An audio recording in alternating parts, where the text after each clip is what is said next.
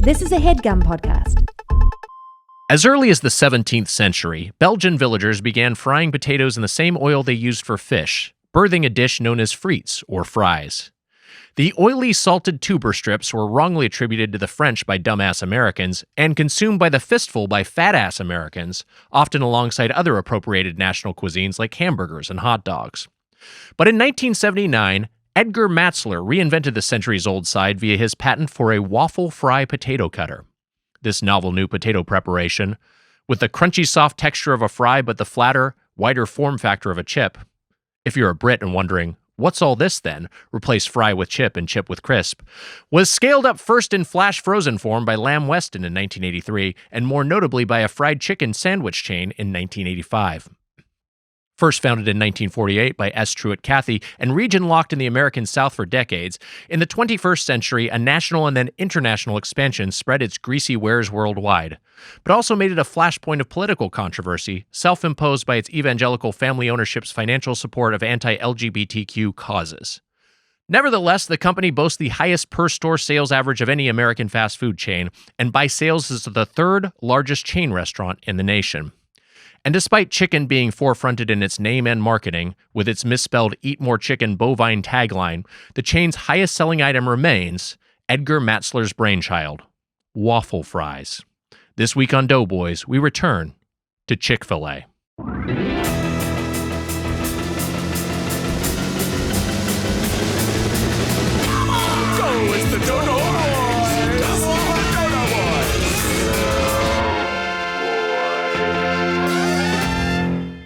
Welcome to Doughboys, the podcast about chain restaurants. I'm Tiger Weiger, along with my co-host, Close Encounters of the Gerd Kind, the Spoon Man, Mike Mitchell. Mm-hmm. GERD. G-E-R-D. G-E-R-D. GERD. What is it? Gastrointestinal reflux disorder. It's an acid reflux. They put E instead of... Esophageal. That's what Esophageal. Esophageal. Esophageal. Yeah, Gastroesophageal. that's right. Gastrointestinal esophageal reflux disorder. All right. That's a crazy What an acronym. It's What just an acronym. gastroesophageal, no intestinal. Gastroesophageal. So I think that's like up here. Right, intestinal is low enough where Yeah. that's not bubbling up. Yeah. Okay. Gastroesophageal sounds very highfalutin. Gastroesophageal. Gastroesophageal.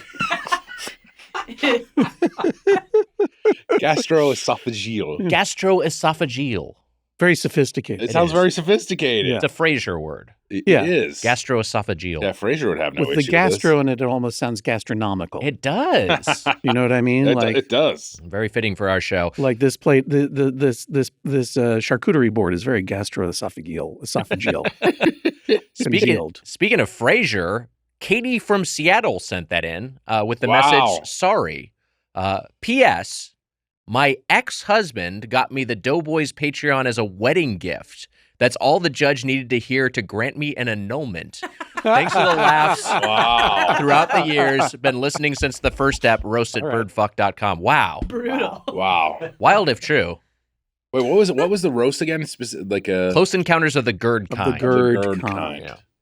It could have been like GERD, like NERD. You know that Sure. musical group. I guess. think Spielberg is on the brain because of the Blank Check Spielberg miniseries and our appearance on the Spielberg Oh. miniseries. So I think that's probably why the and genesis our of that. 3-hour episode with Griffin Newman. That's right. Yeah. David was also there. David was also there. David was also wow, you there. knew? How did you know? The 1941 episode? Or are you talking about? We're talking Oh, about, you're talking about something else. We're talking about our Doughboys episode. You did not know that. No. Where am I? What Hey. movie are we talking about? We'll get to it. Okay. We'll get Fucking in. doctors, GERD. Come on, you nerds. Yeah, fucking doctors. Might as well Thanks for fucking change nothing, the G to doctors. an N. Fucking Fucking brainiacs. nerds. Yeah, fucking condescending pricks. I'm drinking some methylene blue. What is it called? What's the stuff that RFK was drinking on the plane? Oh, I don't know the name of it. Yeah, methylene blue. Is it that what it is? methylene blue? Yeah. It's fish tank cleaner. It's used for fish tank cleaner a lot of the time. And RFK Jr. was drinking it on an airplane? He was drinking it on an airplane the Wow. other day. You were on the text thread where it was sent. I don't remember. I don't think I watched it. what Hey, do you man, think of that RFK? His wife's funny. Here's the thing. His wife is very funny. Big fan of his wife as a performer. Yeah. I think that my big thing is like, if he actually is like, let's get these additives out of food, let's improve the food standards of America. RFK guy, Nick I'm Weiger. just saying, like there are Everyone's Bring back cozying beef up to the new tallow. administration. there's some good he could do that he's not going to do because the actual regime that appointed him is totally indebted to corporate overlords who don't want to do something like, for instance, if here's the thing. American chocolate sucks compared to Canadian chocolate, which we had as comparison. Mm-hmm. It's way the fuck better because their standards are higher. There could be a thing the FDA is going to say, like, hey, to qualify as chocolate, you make a Kit Kat bar. It actually needs to meet the threshold that is used internationally for the amount of cocoa. It can't have all this high fructose corn syrup to bloat it. It can't have all these artificial flavors. He's not going to do that because he's not going to be given the power to do that. Because if he tries to actually do that, he'll lose his job because that will displease the people who fund the whole campaign. So, I mean, I don't know. I mean, it's just he's a goblin, but there is some good that could be done if he was allowed to enact some of his principles, not all of them, because some of the shit is truly foul. Did you ever have a boglin growing up? A boglin? Yeah. Do you not remember boglins? Do you mean boggle? No, not boggle. Boglins. What is boglin? Google it. You just Google it.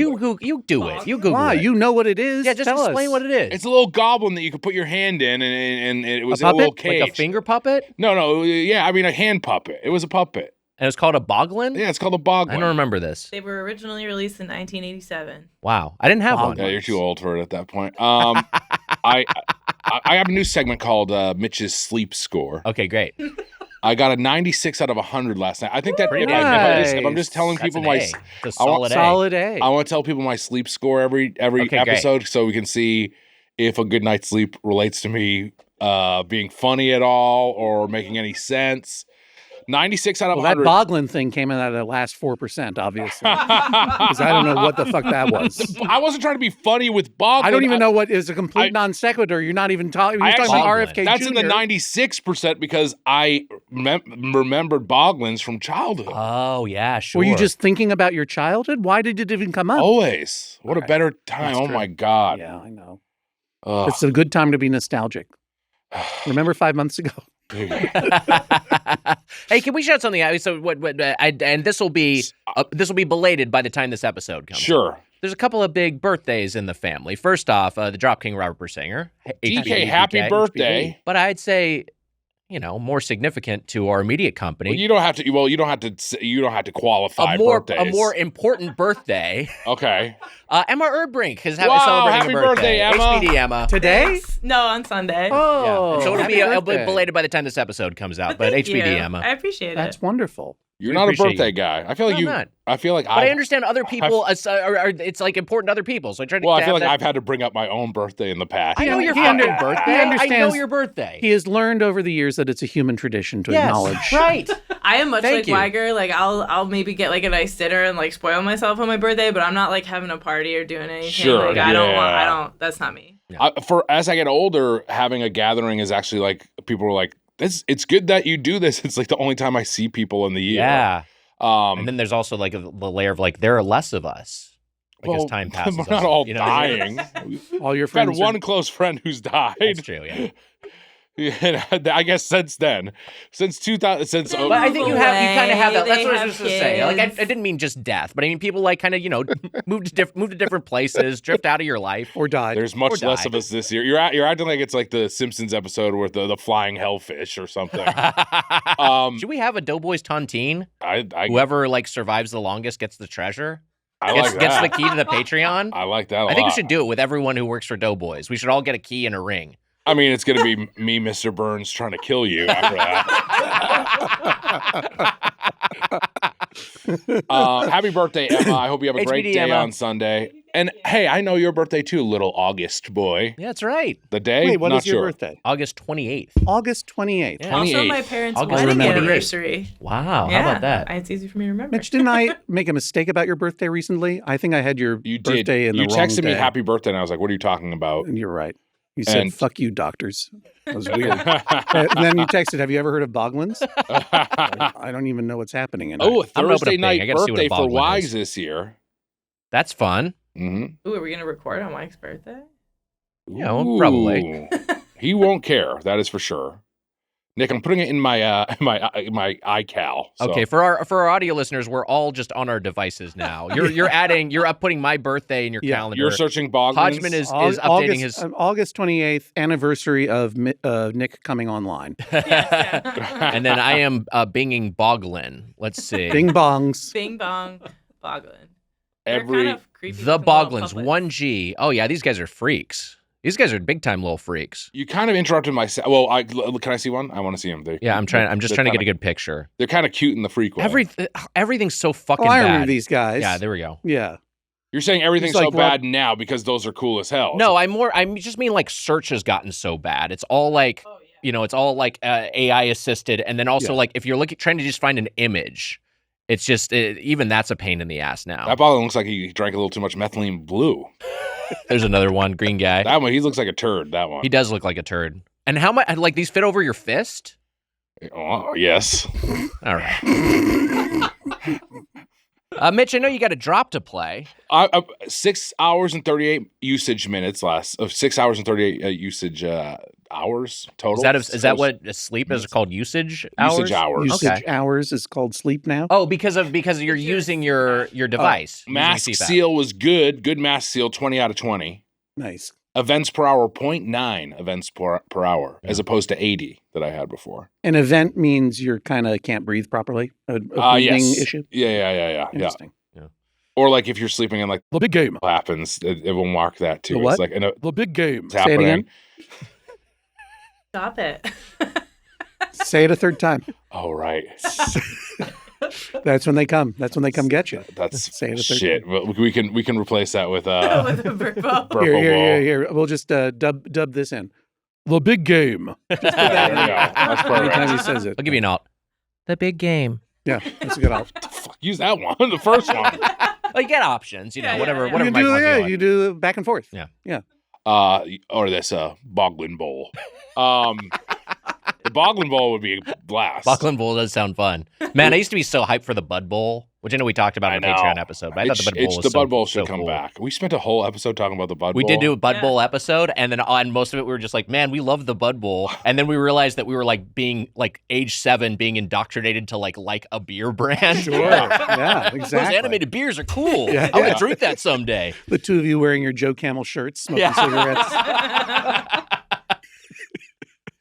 Then you protested Bud Light a few years ago, I know. They got me back. One mask on and off. One mask on off. What does that mean? You like involuntarily took it off? Yeah, but or I don't know something how like that happens because I never do take it off. Do you think you like roll over and just like knock it?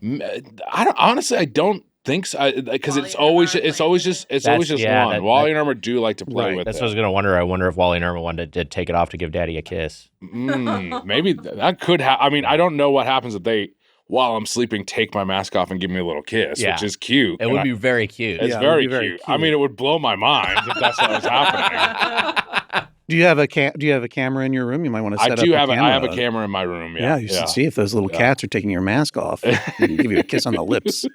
Time to kiss Daddy, meow. Yeah. Put that online. That would be good. That would be I'd good. watch that. I have a Nest camera in my room to watch the cats, and then and it's like mostly just I'll look at it sometimes, and it'll just be like footage of me coming out of the shower, being like. And I'm like, this is horrible to see. Because you sent me that once because you could hear it. Hold on a second. Time out. Hang on. I think. Time out. Time out, Emma. Not that. I've never sent you footage of me coming out of the shower. For some reason, we've all been called into human resources. I don't even. We're getting called into the PGA, the Podcast Guild of America, which we unfortunately shares the same name as what is it? Yeah, what is it? What, the Professional Golf of there's also Golfers there's Association? Pro Golfers Association. Pro Also, Golfers there's the Producers Guild. Producers Guild of America. Oh, they're PGA too. There's all right. Well, it's the PGA for the Podcast Guild. Please. Penis Guys Associated. Yeah. Nick and I I'm are a PGA member. Yeah, I'm a PGA member too. I feel like I have to clarify that Mitch sent me a clip from this camera. He wasn't in the clip. I hate how this podcast has changed me. I I never would have made a Hold on a penis guys second. associated. You I can't used come. to be sophisticated. I used to be gastroesophageal. You know what I mean? It's true. I used to be like an intellectual humorist, and now I'm like penis guys associated. You can't have your come to God moment here. Emma needs My to, what? Your come. Oh God. Emma needs to. That's a real Catholic Emma's shit clarifying. right You did not pull a Come to Charlie God. Rose. Yeah, I did You not did pull a be Charlie like, Rose. No. I'm getting. Whoops! I got out of the shower. Sorry about that. It Person was who like works a- for me. It was not that. Wait, it was we like can. a year ago, and you thought on the camera audio you could hear a voice in your house, and you're like, "Can you hear this?" And I put it in an audio program to turn it up to see if I could hear a voice in your house. And it was spooky. It was definitely spooky. Mitch was not in the video, and honestly, the cats weren't either, which pissed me off. But that's beside the point. So Emma, since you received that, do you think you can hack into Mitch's house, like just so that maybe I can whisper things to him and convince him This is that he's actually. haunted? This is Yeah. actually. The Let's house do is it. haunted. Yeah. This coincides with when I was losing my mind. Yeah, it was like a year ago. This is when I lost my mind and I thought my house was haunted. Did I talk about? I talked You about talked about this. on the Oh, podcast. you talked about this so much on the pod. I mean, Actually, I think lost you my played mind in the clip last year. You sent me on the pod at one point. That's right. You did think you were hearing voices. I'm sorry. I do remember that. It and I'm was- sorry I to- remember It was because a- Sorry to make fun of it. I don't know. Look, I'm Especially- in I'm a much better place, and I remember. I mean, I knew it was Chris. I told you this before when I Yeah. was blessing my house with holy water, and then my next door neighbor saw me, and I was like, this is insane. What has happened to me? I have lost my mind. Yeah. I've gone insane. But that clip is It's like spooky. Turned out it was Sports Center. But still, it was spooky. And Yeah. I've been going through stuff I'd never gone through before. I never Right. the two times that's happened to me in my life is one when I had OCD, and I was like, why do I keep having like a recurring thoughts? As they're called, and I was like, what Intrusive is wrong with thoughts. me? Intrusive thoughts. Why is this Ruminations. happening? And so that's when I found out about OCD, not UCB, OCD. Well, not much later, UCB, but OCD, and I went to the doctor and figured that out. And then the other time was this time where I was like, I'm like dizzy and I don't know what's When happening. you say OCD, are you referring to official cum dudes? Also members. Talking about fucking intrusive thoughts. Now, As memberships get now expensive. I'm not clear. Is cum back on the menu, boys? Cum is or back no? on the menu, boys. We can say it now? Okay. Yeah. I've never wanted to say that word ever in my life, and now I feel like I have to. I'm sorry, Cum you is were back on the talking menu, about and then cum beard comes and saves the two little. Where I'm now getting into. I'm just getting into the moment of Lord of the Rings. Where that happened. You called Treebeard cum beard. Yeah, cum beard. Okay, so they're Sure. substituting I mean, cum look, for things. It's a first Got it. draft. It's Yeah. great. There's no wrong. You know, like cum. If there was a scary movie type movie and Yeah. there was cum beard, you wouldn't like cum beard. Yeah. A big thing made out of cum that saves the hobbits. And instead of like Frodo and Samwise, it would be Cumdo and Cumwise. Yeah, Okay, I get what you're saying. Yeah, I get where your head is. Cumwise is pretty good. Cumdo Mary is a Doc little Brandy bit. cum. Yes, there you go. Right. Cumdo is an alt title for this podcast, but Cumdo is just a little bit harder. Anyways, I lost my mind. Yeah. Yeah, you were talking about an adverse health event, and I apologize. No, for don't. Please don't apologize. You have to make light. Don't you have to? You have to joke laugh, a little? don't you? You laugh or you'll cry, right, That's Wags? the lesson of 2025 so far, right? That's right. You But it have was to laugh. a scary and I've done much better. I've been using I pushed through. I'm using my CPAP. You look great. Oh, thank you. I'm Yeah. trying. I'm trying. You know, You I'm look great trying. too. Thank you so much. I'm catching a lot of tiger on that Hey, thigh. man. Boy, oh boy. It's not by accident. Let me Yeah, tell you. no kidding. Woo. My Okay, so insurance. yeah, go on. Oh no, you said. I was go just ahead. thinking of like come Lord of the Rings, like Gandalf the White cum would be Sure. like at the edge of the bridge against the not the bull rack, I- the I- ball my- sack. The ball sack. Yeah. You shall not bust. Just trying to get him to edge. And then the Balrog busts and Yeah. falls. Oh, and falls. Mm-hmm. I honestly, I give you credit because in my head I was thinking, "You shall not come," and "You shall not bust" is a great. And maybe should have punch just been up. you shall not come. No, Yeah. I think "You shall not bust" is great. Yeah, no, yeah. You can't just say come for everything. That's true. I mean, I mean, you could, but I it gets a mean- little stale. I mean, you often do. But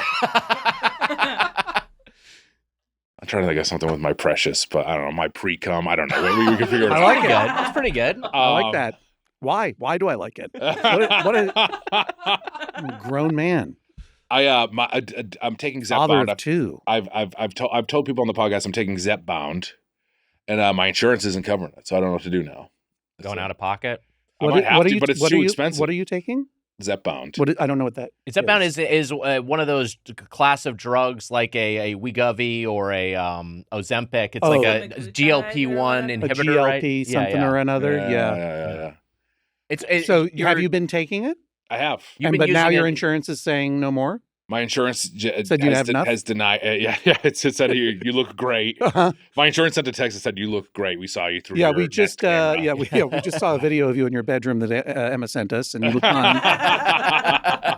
And then also we heard the podcast that you do, and we are now dropping coverage for everything. I mean, that is probably a part of the issue is that I have a fast food podcast, which honestly it saves me because I would eat so much more of this junk. If not, we have more food on the way. We didn't say this, but. I mean, we should announce this because it's a fun kind of emergency. We do have more food on the way. We have more food that is coming right now. You got to play your drop. We got to get. Emma, hit him with the drop. Wags me, matey. It's time to hit up these landlubbers with a drop. Fill your ears with this Chrome tab. Select share tab audio and then share. Char. Dear God. Smoke it. Hey, buddy. From Weiger. Pirates.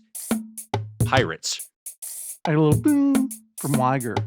A month of pirate-themed restaurants and other shit on the double. I'll do anything. I'll do anything to get on the Doughboys. Would you rather spend 12 hours in the ocean in the dark? Yes. But I can't say no to the dough. I said yes. I said yes to the mess. I wish I had signed an NDA. Wow. How to Spoon Nation. Hi, the Pirates Booty episode is really good. Sincerely, Count Dropula. Wow. Thanks, Count Dropula. Count Dropula. Yeah. I like that. To quote MC Hammer, they put me in the mix. They sure did. That was very flattering. That was really fun.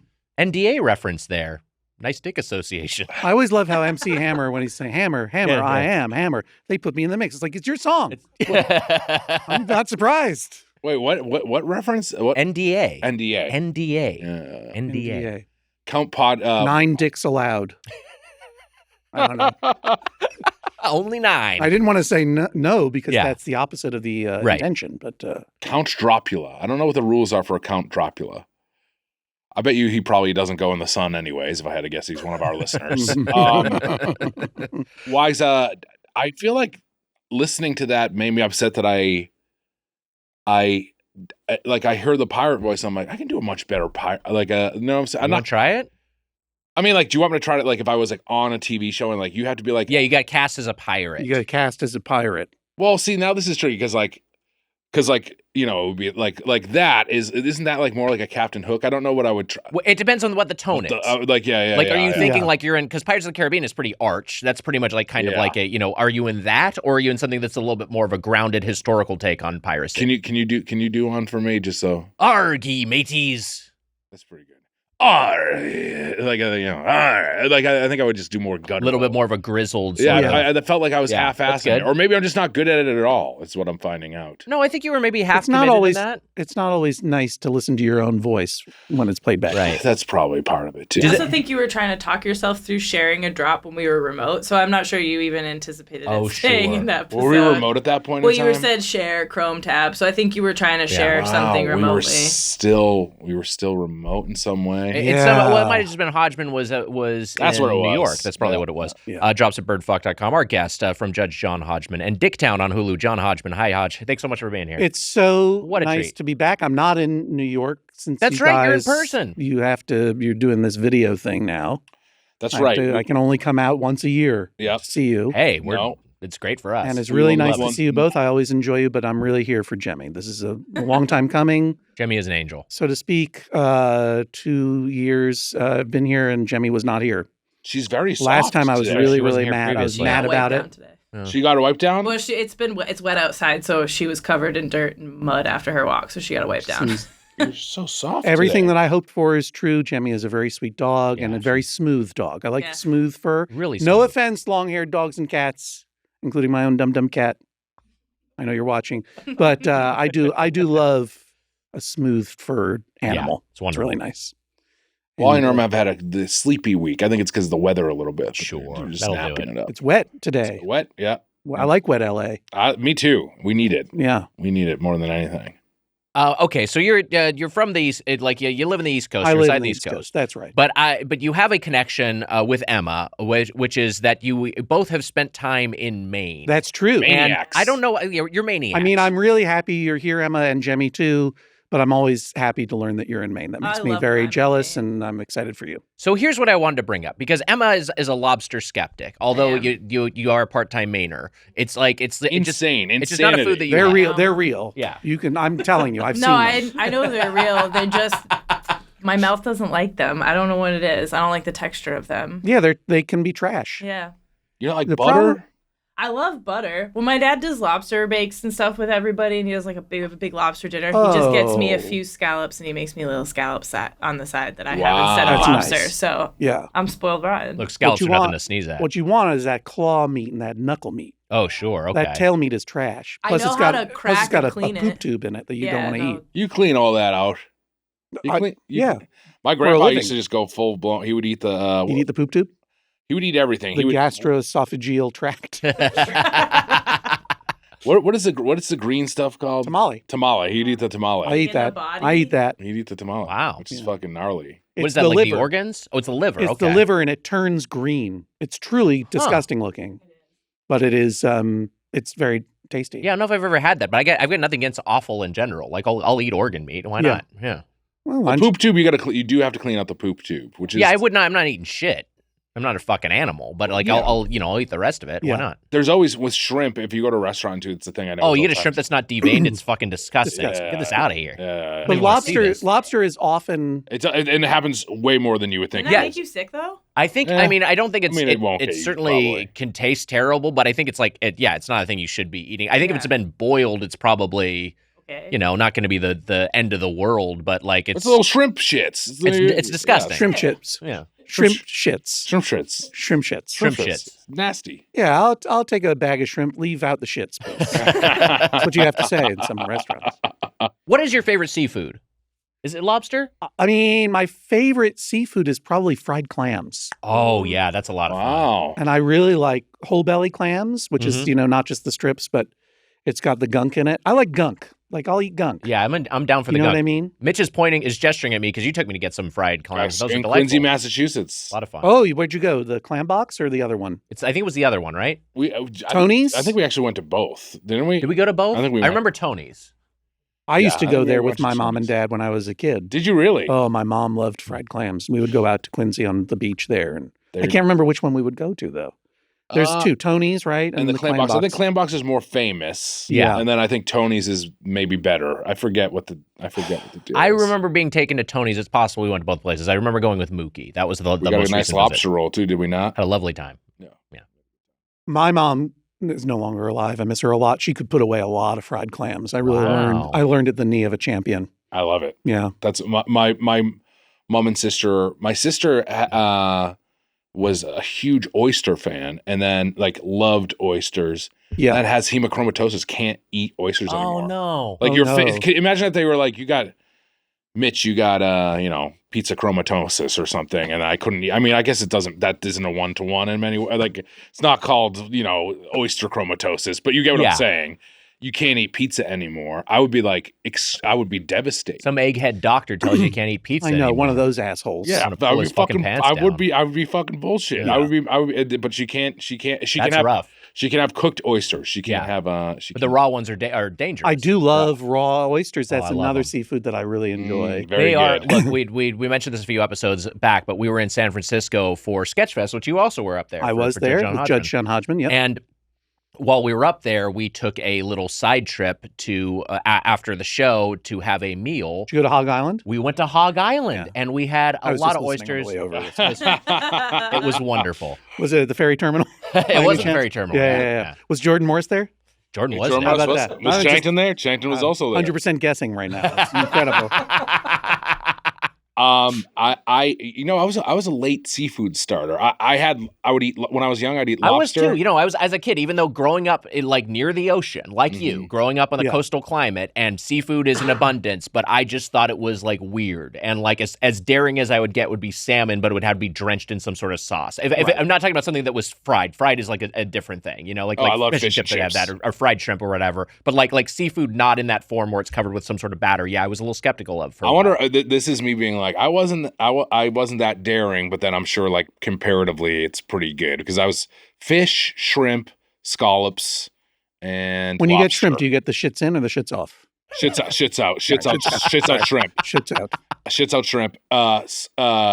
Scallops, lobster, and then like baked clam, Oh, that's more daring like than me. stuffed clams. More daring than where I Yeah, was. stuffies. Rhode That's what Island they're called, style stuffies are Yeah. very delicious. Yeah, from Burke Seafood. Great. They have great And all- stuffed clams. They're Yeah, great. and because you can't taste the clams, basically. Yeah. They put so much linguiça in there and stuff. Like And- that Portuguese style stuffed clam where they put in Yes. the spicy sausage. Yeah, that's very good. But in clam chowder. But I would not do when I was younger. I was afraid to do oysters, and I was afraid to do mussels. It was. And I wasn't that until I lasted a adult I was long having time. oysters. Yeah, My and- mom loved fried clams. My dad loves fried oysters. He also loves raw oysters.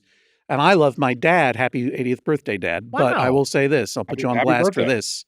HBD. When we go out for oysters, Dad, please stop asking the waiter which are your largest oysters because I'm about to throw up. Large oysters are not better than small oysters. Large oysters. Let me give this to all these cameras. Dad, small oysters are better. Large oysters are disgusting. Sorry. And he will be watching, just like your cat. Yeah, he's watching he's cat sitting right now. So I mean, yeah. A big if the oyster is too big, I'm with you. I don't need a just big gets a chunky little bit- guy.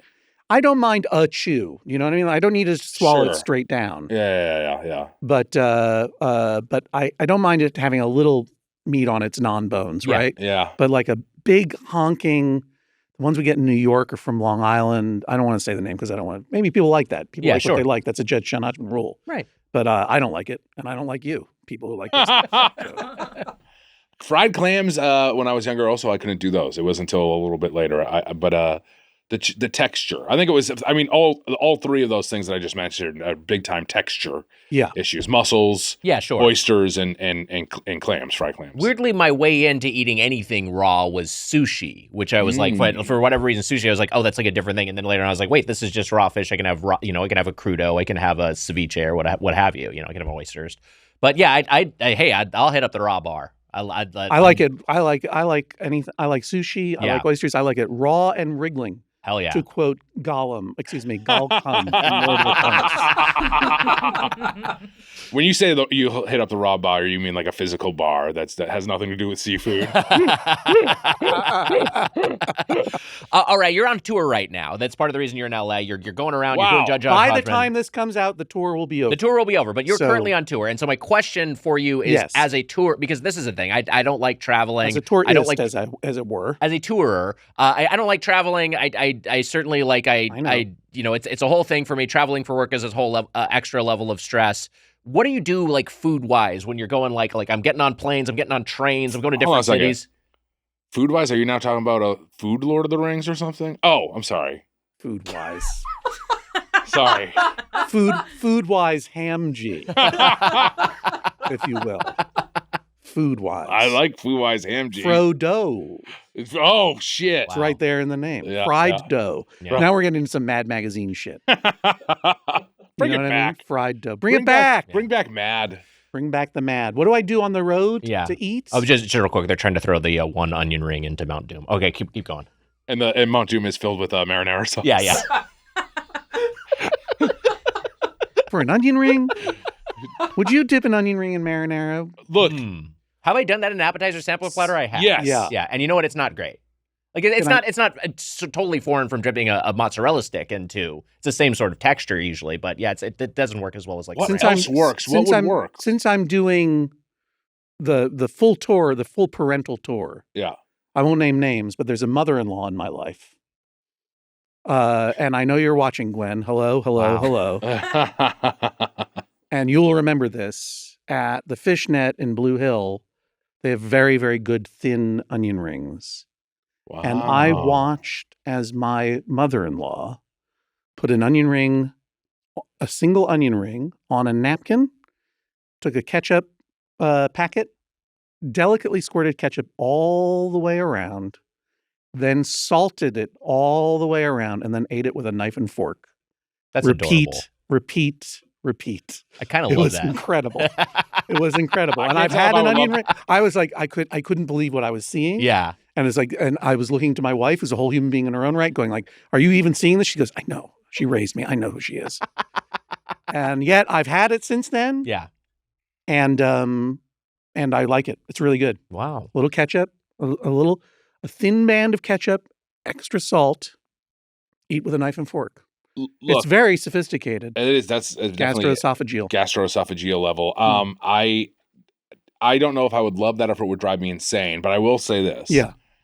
How about them New England onion rings? I know that he's going to say that I'm territorial or whatever, and It's that funny, I'm naturally inclined to side with you, yes. as we were both children of New England. Okay, what But the I don't fuck's know going what on the right fuck now? you're talking about. Okay, now I've never heard of a Yeah, New what's a England New England style, onion ring? right, Emma's also Emma? from New England. Yeah. if you get a big thing of fish and chips and they give you That's these, in England, not New England. Fish and chips is an English thing. I don't fucking deal with those traders. I don't like We're the Brits. traitors.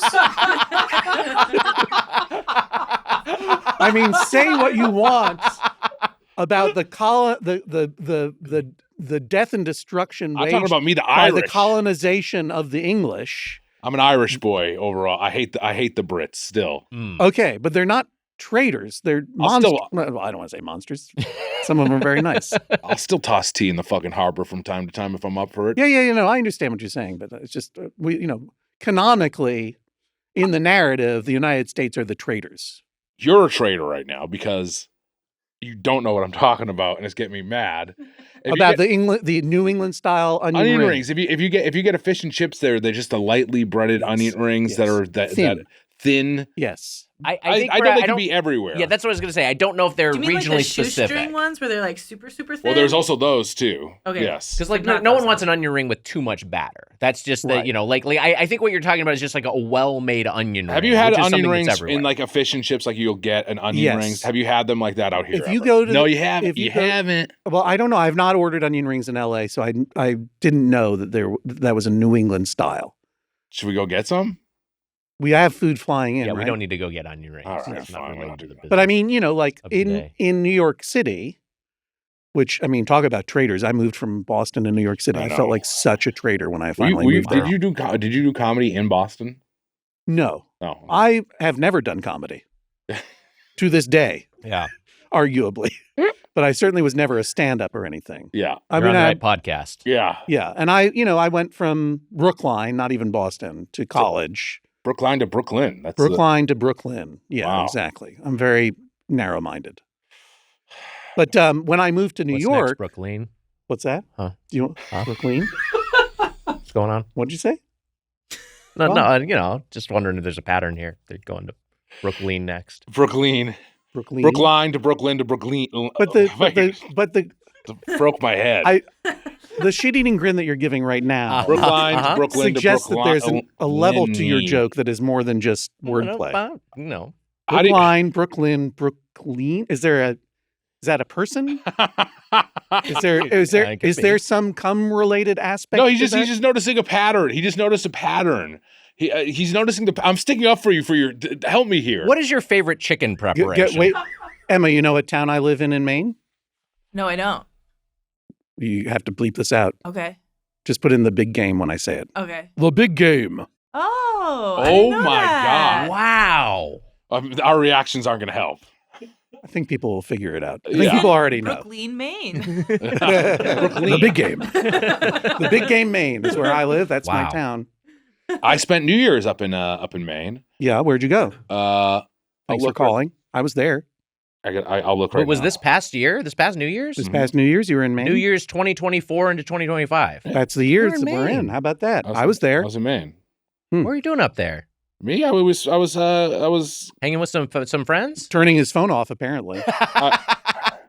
I guess it's a whole state. You weren't necessarily in the same part It's of a huge the state. It's a very big Yeah. I'm at Baby Scoop's baby.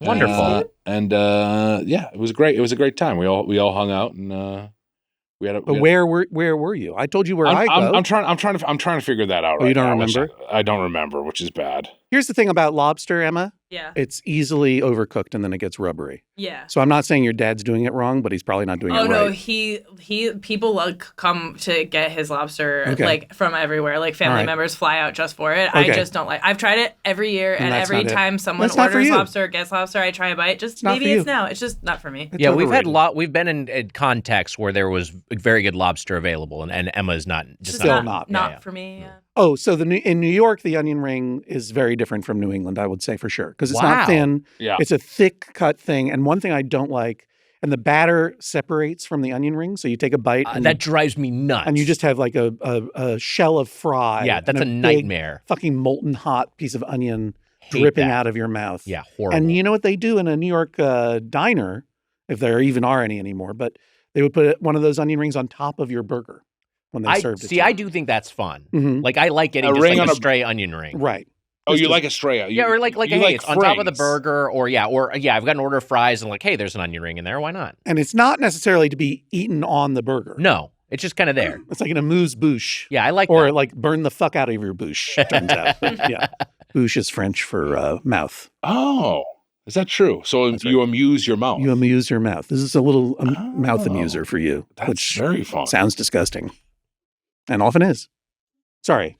Wax is a mouth amuser in many ways too. All right, we've got Bridgeton, Maine. Bridgeton, Maine. Bridgeton, Maine. Bridgeton, Maine. Bridgeton, Maine. You're up there in Bridgeton. Did you have a nice time? I had a blast. Good. I'm glad to hear It was a great time. We're talking Chick-fil-A today. Before we get into Chick-fil-A proper, I'm curious about your general chicken preferences. Where do you stand on fried chicken? Where do you stand on a fried chicken sandwich? I'm very pro fried chicken. Hope you don't stand on top of it. Am I right? Okay. I'm very pro fried chicken. Thanks for taking the heat off me for that Brooklyn thing. I defended you on the Brooklyn thing. I know. We're clean. Isn't it good that he doesn't stand on top of it? Yeah, It's a I think good thing. I agree. And I am very into fried chicken on the bone. Yeah, Wow. me too. So- Yeah, me Wax likes- too. I don't love a tender. I'm okay with a tendy, but I prefer it on the bone. Yeah. He says tendy. I know that he says tendy. This whole podcast has taken over my whole life and career. I don't know how I'm going to get rid of this curse.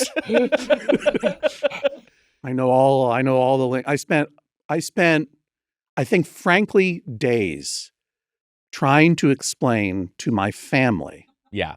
why I laughed so hard when you did your Nosferatu impression and Amelia said, "Is that Jimmy Carter?" Truly. And I think I emailed you after because I remember the email. Yes. it was after. I know that it was after Christmas because I had gotten headphones that you can use underwater. So I was swimming with my headphones in, Yeah. listening to the podcast. very cool gadget. That's cool. But the danger is I almost died because if you laugh too hard underwater, you're going to aspirate a bunch of pool water Right. or whatever.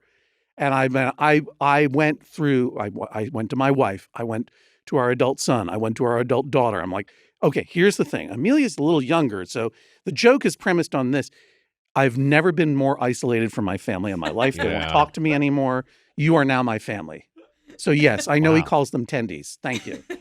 But sometimes the tendies aren't very tendy. It's true. Sometimes they're a little chewy. Yeah, they are. I'm worried about, aquatic life now that our podcast can be played underwater. I'm just picturing a bunch of fish floating to the surface. Well, there are no fish in the pool at the YMCA. Okay, all right, that's fair. But there are some elderly people who you can see are making a decision to go no further and just drift to the bottom. They're hearing it and they're like, "Yeah, I guess this is the world. This is the world now. I no longer have a place in it. I'm just going to." What do you think is worse for whales, the wind turbines or the Doughboys podcast underwater? That's a good question. And I love fried chicken. Yes. Hmm. I love a fried chicken sandwich, Hell yeah. even though that is boneless. What's your But favorite fried chicken sandwich you've ever had? My favorite Just throwing it fried out there. chicken sandwich I ever had. Well, I don't know what my answer is. I didn't even think on that. Well, Look, Howlin' Ray's is like a great Howlin' Ray's fried a chicken great sandwich. fried chicken sandwich they have. But I'm like, reviewed is on that the best podcast. one I ever had ever? You know what I really liked? Remember Plan Check? I was going to say Plan Check, Mitch, or R.I.P. really liked that was a Plan nice Check. little small chain in L.A. And Yeah. it was you used a fun gastropub that I had. think it maybe still exists in some capacity. Is there like one Plan Check still kicking around? I think so. I think a lot of the locations closed. there's a relatively new chain in New York City called Sweet Chick. Sweet Chick, yes. Yeah. We Have you heard of did it Did we you did, do it? Yeah, we had Sweet Chick. with Tammy, didn't yeah, we? yeah. There Our is daughter a introduced plan it check to on us. Sawtell still. Oh, that one's still around. Yeah. Okay. And they do a Nashville hot fried chicken sandwich Yeah. that I really enjoy a lot. Wow. Well, guess what? There's more chicken is here. Amelia just walked in. More chicken. I'm also a fan of more chicken. That's Yeah, a I'm big into more chicken in general. I like to get, but I like the fried chicken at the Shell station at the Dudley Moore intersection of brand Route chicken? 1 and Route 15 in Orland, Maine. What? What is Wait, more really? chicken? The Shell station has, because sometimes you'll run across a gas station that has sneaky, like a very good food. Yeah. That's one. That is one. If you're on Route 1 and you're at the intersection of Route 1 and Route 15, the Shell station, they have good fried chicken. That's how and KFC they make it there. That's how KFC started. Was Yeah. a Shell was a Yeah, was a gas station outlet. It used to be a Chester's chicken, Oh, okay. which is Chester's. a sort of a brand. Yeah. But I noticed that it's not branded Chester's anymore, but they still make really good fried chicken. And they have tenders and they have on-the-bone fried chicken, and it's Wow. pretty delightful, I think. Yeah. Does the Shell station, does it have pasta? Sorry, Mitch is just that's joking around. That's a great joke. I really am. Mitch is just messing around. I'm bathing in it. It's just I have a serious question though. Yeah, okay. The Shell station, does it serve turtle soup? So I guess combined, we want to know, does the Shell station have pasta or turtle soup? Does it have pasta or turtle soup? Yeah. I mean, I feel like turtle soup is probably rare to have in a gas No, but they station. sell. You can get hermit crabs there. All You can right. buy Okay. hermit crabs. Yeah. Wow. Yeah, wow, I knew And her. escargot.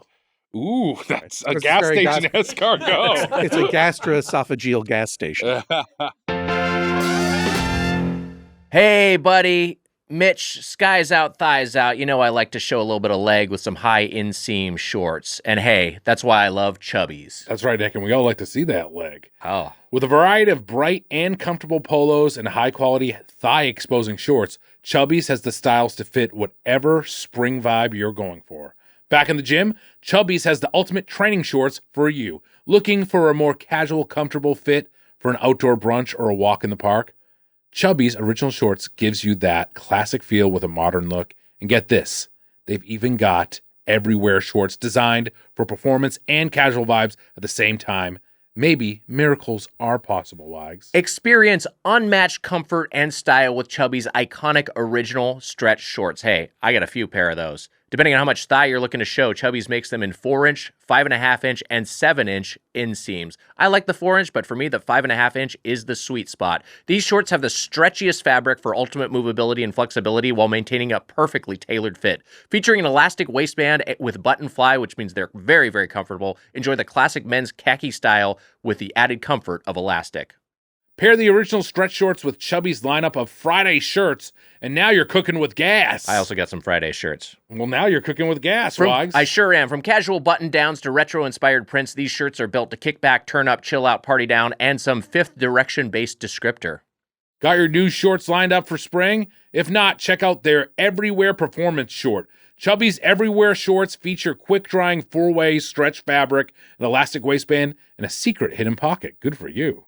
And if you thought the deal couldn't get any sweeter, prepare to be proven wrong in the best way possible. For a very limited time, only during the Chubbies Spring Break sale, all shorts and swimwear is 35% off with select styles up to 65% off. Now that's how you do spring break. So head over to chubbyshorts.com and take advantage while you can. Make sure you support our show and tell them we sent you when the survey asks. Don't blend in with the crowd. Stand out with Chubbies. This show is sponsored by BetterHelp. Mitch, when I think about relationship green flags, for me it's someone who likes to listen, someone who likes to collaborate, someone who's not guarded and wants to share things with me about their life. Those are some green flags to me too, Yeah. Wags. Well, Wags, we often hear about the red flags we should avoid. But what if we focused more on looking for green flags in friends and partners? If you're not sure what they look like, therapy can help you identify green flags, actively practice them in your relationships, and embody the green flag energy yourself. Whether you're dating, married, building a friendship, or just working on yourself, it's time to form relationships that love you back. Mitch, you and I have both benefited from therapy. It's a thing that's I found very helpful for my mental health, for my sleep, for my physical health, and also in terms of me just being more comfortable communicating with my loved ones. I like it, Wags. Get the gunk out. And you know what, Wags? You're a green flag friend to me. Wow, you're a green flag friend too, Mitch. Wow, thanks, Wags. You bet. Part of a green flag for me, being willing to give and accept compliments. Hey, more lemonade? It's helpful for learning positive coping skills and how to set boundaries. It empowers you to be the best version of yourself, and it isn't just for those who've experienced major trauma. BetterHelp is fully online, making therapy affordable and convenient, serving over 5 billion people worldwide. Access a diverse network of more than 30,000 credentialed therapists with a wide range of specialties. Easily switch therapists anytime at no extra cost. Wow. Discover your relationship green flags with BetterHelp. Visit betterhelp.com/doughboys today to get 10% off your first month. That's BetterHelp, HELP.com/doughboys. Do it. All right, this is well timed. I'm waving her in as Amelia has just Amelia. entered the picture. Don't tell her how I was. Emma opened the door. You Emma had no opened the power door. with your wave. I know, but if people on the camera were seeing me wave, that was what I was referencing, Mitch. Emma opened the door for Amelia, who has brought us some additional Chick-fil-A. Chick-fil-A is what we're reviewing this week. Chick-fil-A was founded in 1946 in Hapeville, Georgia by S. Truett Cathy. The business remains privately owned by the Cathy Did you family. say the name of the town was Hateful? Hapeville. Oh, Hapeville. Hapeville. Hateful, Georgia. Hateful, Georgia. Kind Sounds of like it would- could exist. would be fitting. Would be fitting. in the context of Yes, this Chick-fil-A, like Bud Light that was mentioned previously, has been a political flashpoint.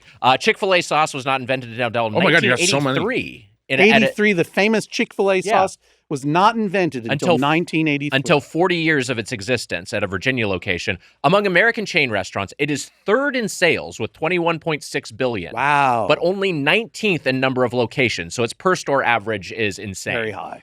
Through the roof. Originally reviewed back in 2017 with our friend Noel Wells, Mitch, just Wow. outside of the Golden Plate Club. And like That's the last time week's- we reviewed it, huh? Yeah, and like last week's Chuck E. Cheese with Griffin Newman, this is a major chain that we have not formally revisited in 8+ years. So the big development since the last episode. 2017 was the first year I was ever on the Doughboys. That's wild to think about. It was Arby's, and that's when right. things really started to spiral down the drain. down Mitch's shower drain for me. See, that's another reference. It's another reference to the show. I can't get it out of my head. Thank you so much, Amelia. Amelia, why don't you come? Thanks, why Amelia. don't you come in here for a second? Okay. When Chick-fil-A did not include Weiger's fries, did it look like he was going to cry? I saw a tear run down his Look, leg. here's the thing. Did you say down his leg? Yeah. Did you say down his leg? Yes. Yes. I'm choking to death underwater my again. God. Jesus Christ. A tear run down his leg. Remind me not to listen to this one while I'm swimming in the pool. He did. Also, by the way, he did spill milkshake on his leg. I did spill Yeah. a whole bunch of milkshake on my The Weiger thigh. tiger is Yeah. crying. The thigh tiger. The thigh tiger. And I said you've seen that before when it happened. Yeah, it was a pretty good moment Yeah, for it was me. pretty- But this was a pretty good moment for you. All right. Amelia. Thank you, Amelia. Amazing. We sent you over there because, but here's the issue. Yeah. Chick-fil-A did not include our fries. I've never had Chick-fil-A mess up an order before. They're usually very good about it, but this was one instance where they didn't get it. So we're like, the fries are a key part of the experience. Hodgman, you'd never had Chick-fil-A, so that's why we made this dish run. We got a few additional. It seems items. like they forgot, Thank you, Amelia. they forgot a couple Thank things. you, Amelia. Thank you, Amelia. Didn't they forget your stuff too? Yeah, they forgot one packet of nuggets, which ended up being completely fine, but then they forgot all the fries too. So Yeah. I feel like the fries are a All right. crucial Feel part free to of dig the in. Chick-fil-A They really are. experience. So if you've never had it before, you really got to get the fries. Although I don't know if this is true. Someone said to me recently that they changed their fries in the recent past, so they're different. I don't know if that's Chick-fil-A or someone else, but Casey, I wonder You're all if you can eating speak them. to that because you are the son of the South in the room. I did not grow up with Chick-fil-A. Chick-fil-A did not Do you have... do you want that title? Son of the South? Oh, See, that's Son of pretty, the South. sounds pretty cool. Coming to you live from hateful Georgia, Yeah. the son of the South himself. Casey, I the love, son of the I love the South. state of Georgia. The Lanesman. What do you remember Chick-fil-A fries Okay. being different when we were younger in Florida? I mean, not so much. Like I don't. Here's a modern one to see it- compare if you want.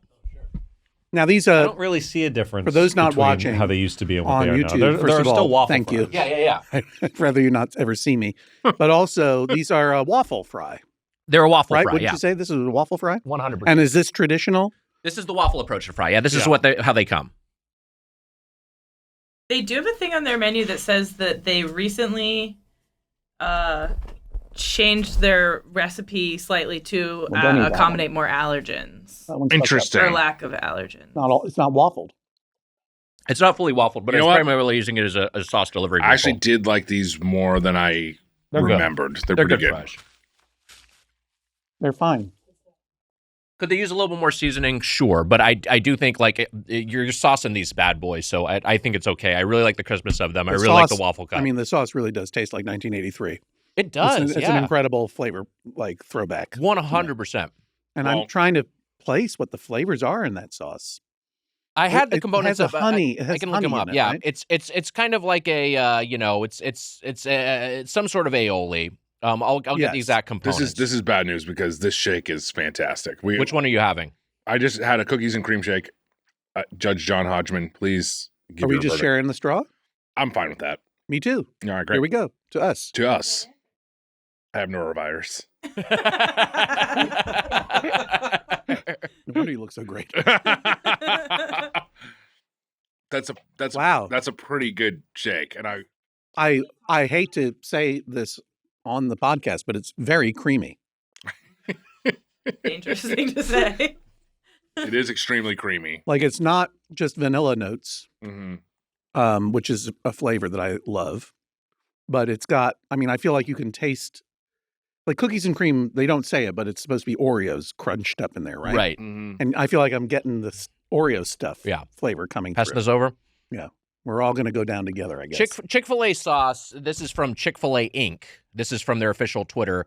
Chick-fil-A is a magical blend of honey mustard, barbecue, and ranch sauces. It's kind of like all dressed as a sauce. Yeah.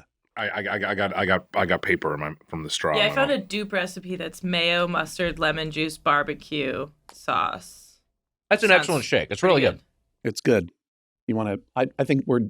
I'm gonna Yeah, do that's one not- last.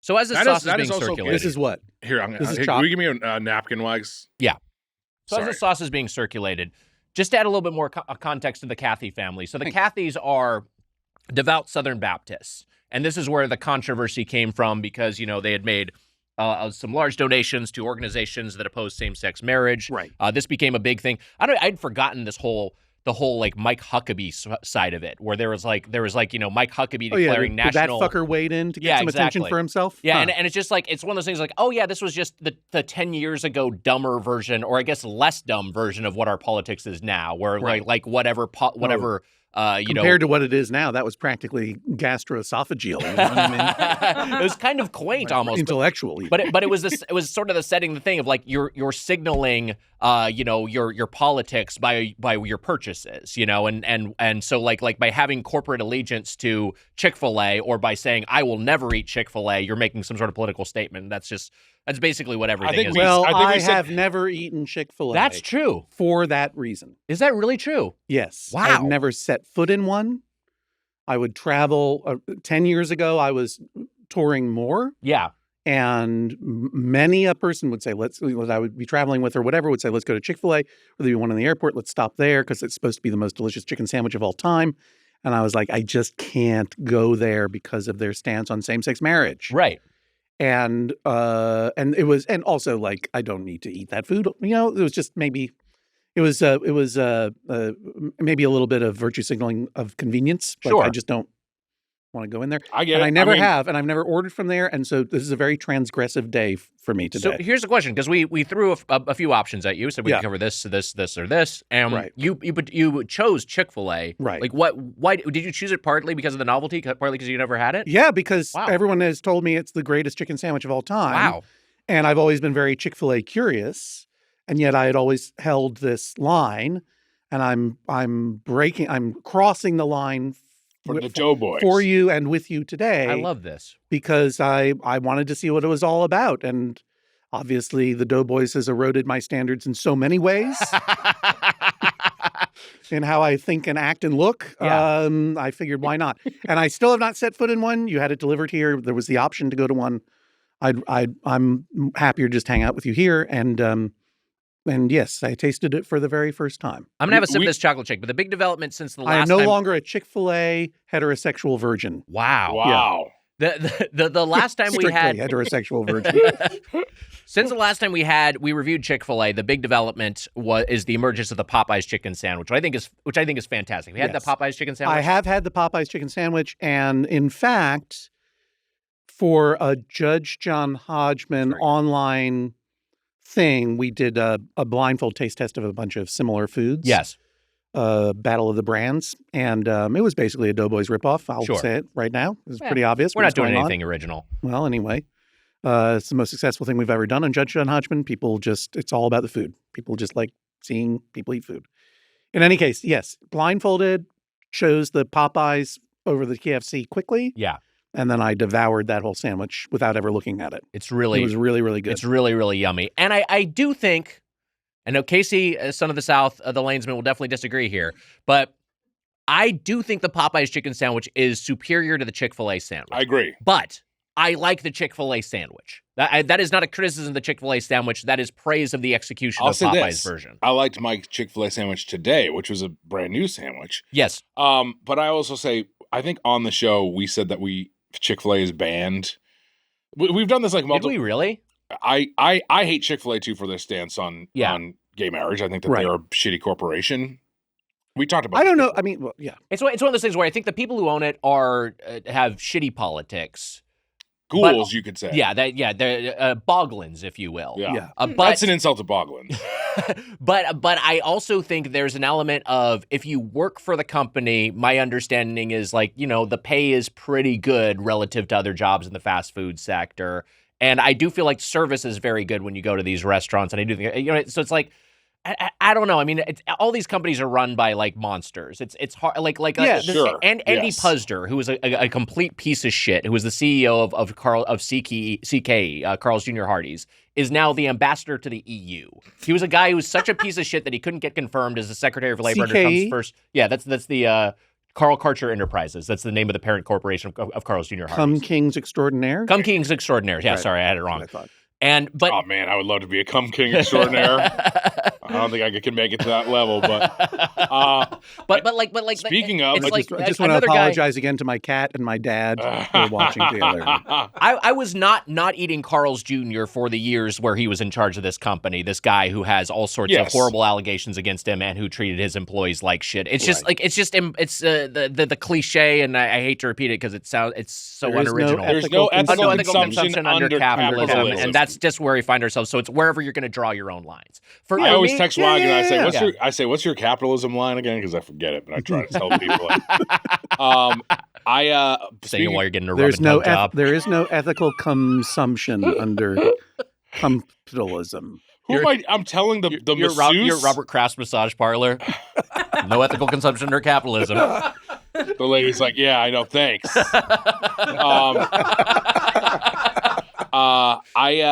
Look, we've said that we weren't going to go to Wendy's again because of the tomato thing.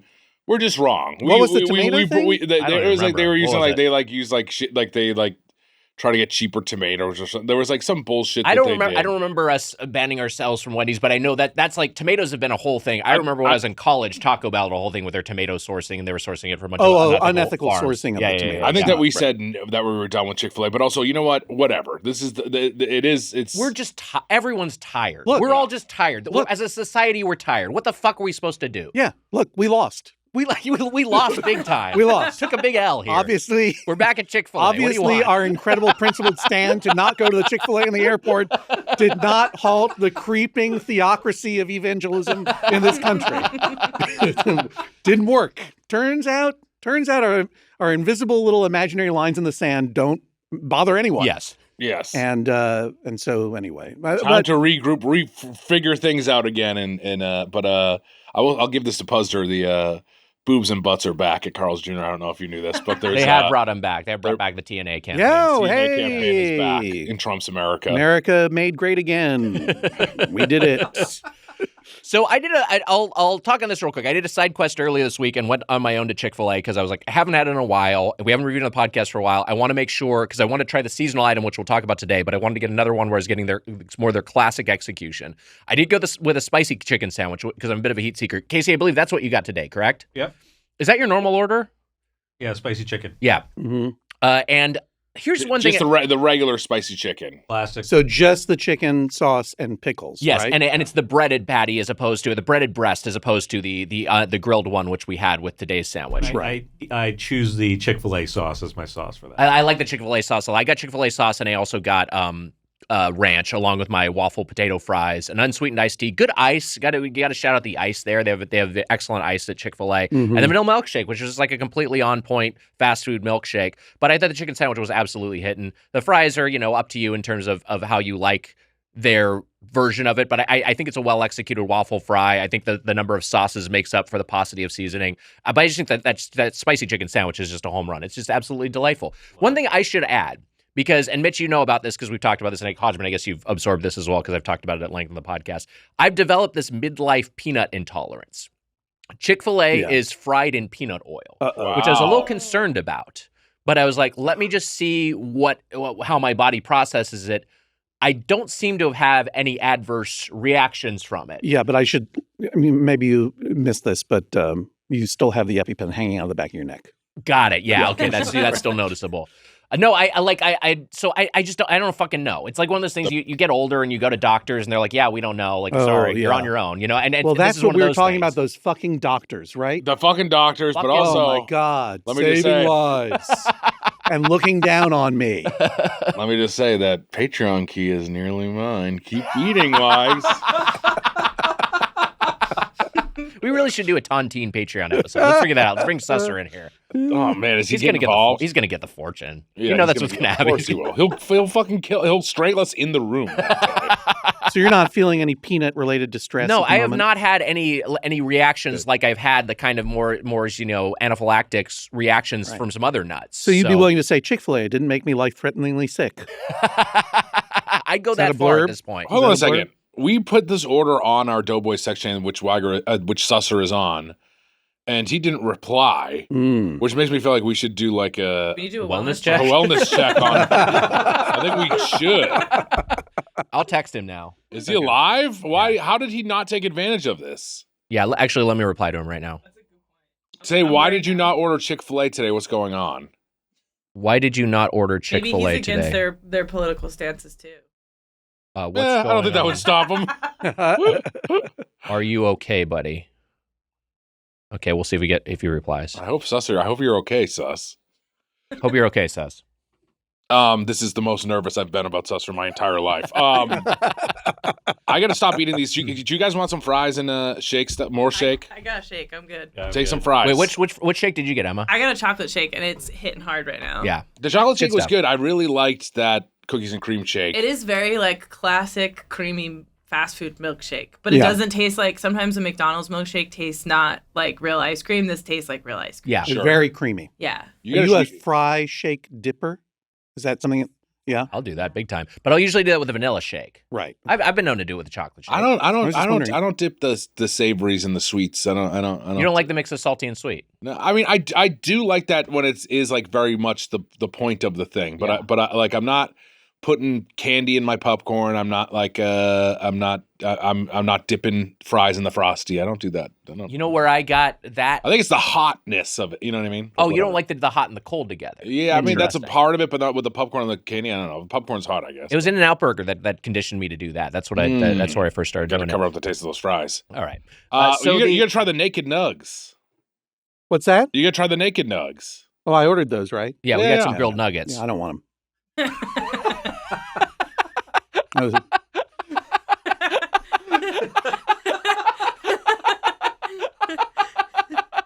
No, I got those for one reason. For you to try that one. But I got them to give to Jemmy. They're for Jemmy. Oh. Because I'm only going to see you once a year, and I want you to remember Uncle John. Here, put this on your pants so that Jemmy can eat them. I don't want to get. You're going to get credit for it. I was going to say I'm going to get the food dirty by putting it on my pants. You're going to get the food dirty, not your pants dirty. To be fair, Jemmy licks the carpet, so. I'm going to hover Right. my hand over your thigh. Do I have your consent for that? You have my consent to put it on my thigh. Wow. I don't want your thigh getting credit for the treat that I'm giving Jemmy. Yeah, see? She's loving it. Yeah. She's living her best life today. That's a big piece. We're gonna make this a little smaller, Jimmy. Wow. Oh man, she is feasting.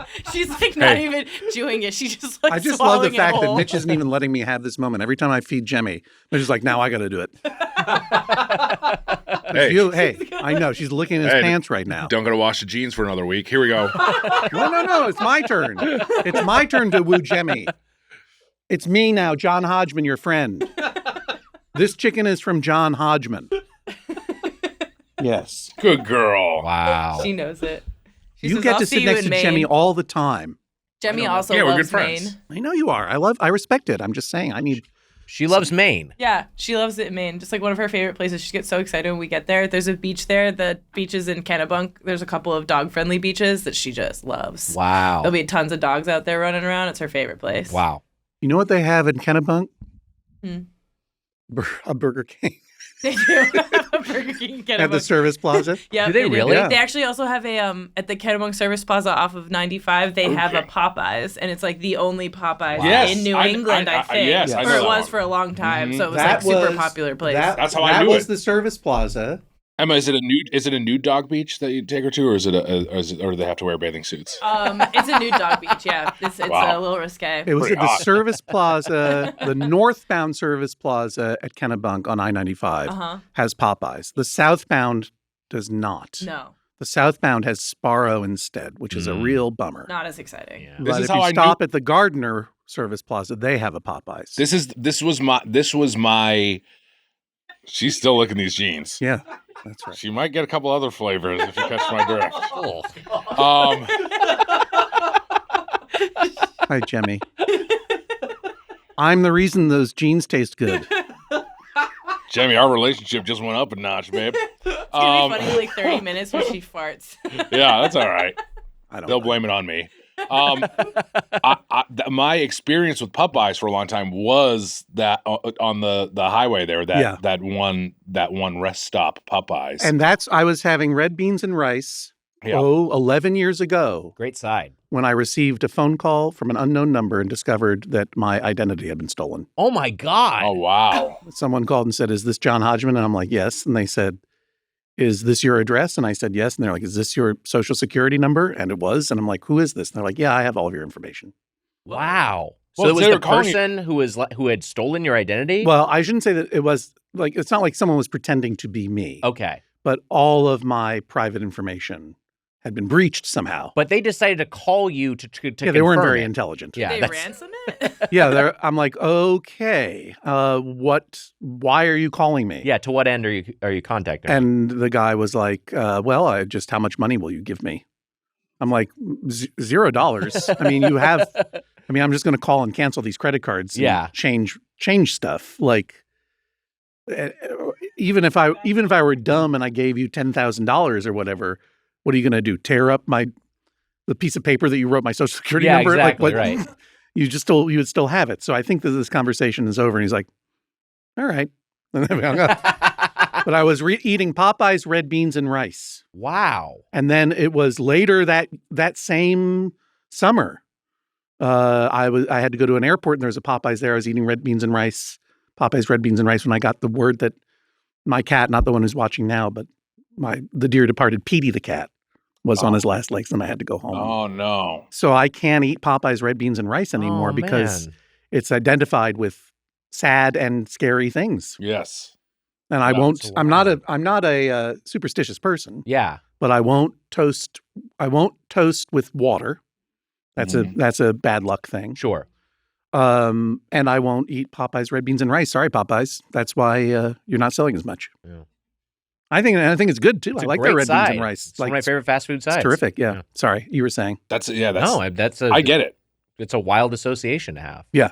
I don't know if do you have any food associations like that beyond food Like, because any association I have with that is like, well, I got food poisoning from blank. You know what I mean? It's not like I have like, I have this strong negative memory that's not related to me getting sick from the food attached to this particular food stuff. I can't think of one. I got like some association. Last night I saw Presents last night. Yeah, that's a film. That's a movie. A movie. I know this is different, but a guy came in with a backpack. Kind of a weird guy came in with a backpack, and the movie was so much more scary because I was afraid that he was going to kill us. Oh, so do you think it was Santa? I thought it was a different sort of present. A movie about my line of work.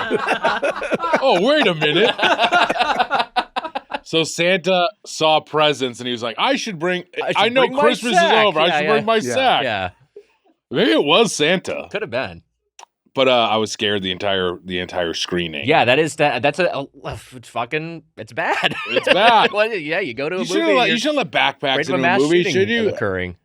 Should backpacks be allowed in a movie? I don't know, because there's also so much security theater at so many places where it's just like, I don't know, I'm going to go to a basketball game tonight with my brother Nate, my alpha brother Nate, and I'm like, they're like, you have to have a certain size bag you can bring into that, and they're inspecting it anyway, and that's just like, you're not actually preventing anything by this. This is just like this is just like an economic thing where you're trying to prevent people from smuggling in food or whatever. The Weiger brothers are going to the game tonight. You know they're going to pull a trap.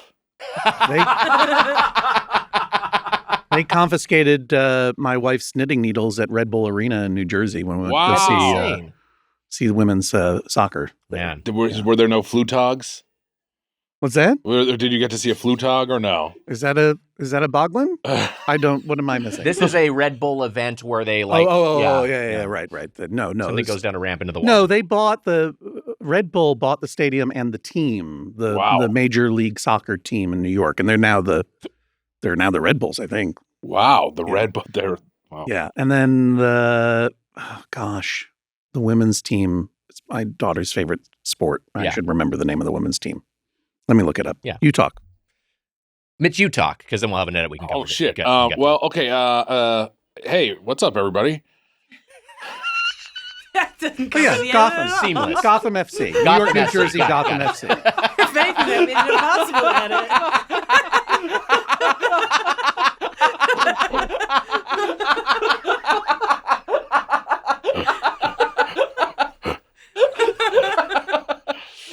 That's how it went when I was trying to host the show without you that one time.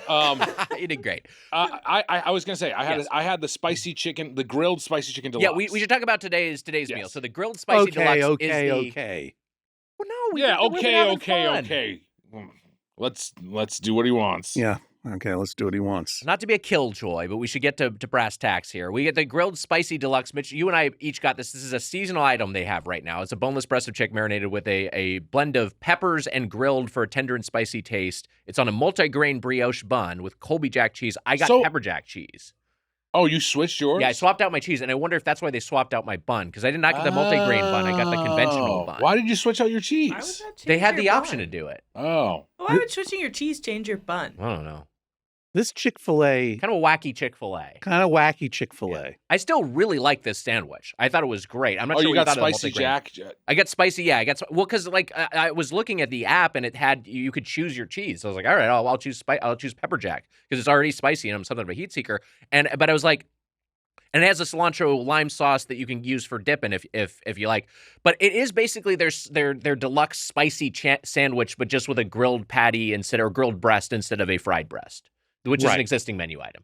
And I liked it quite a bit. I thought it was great.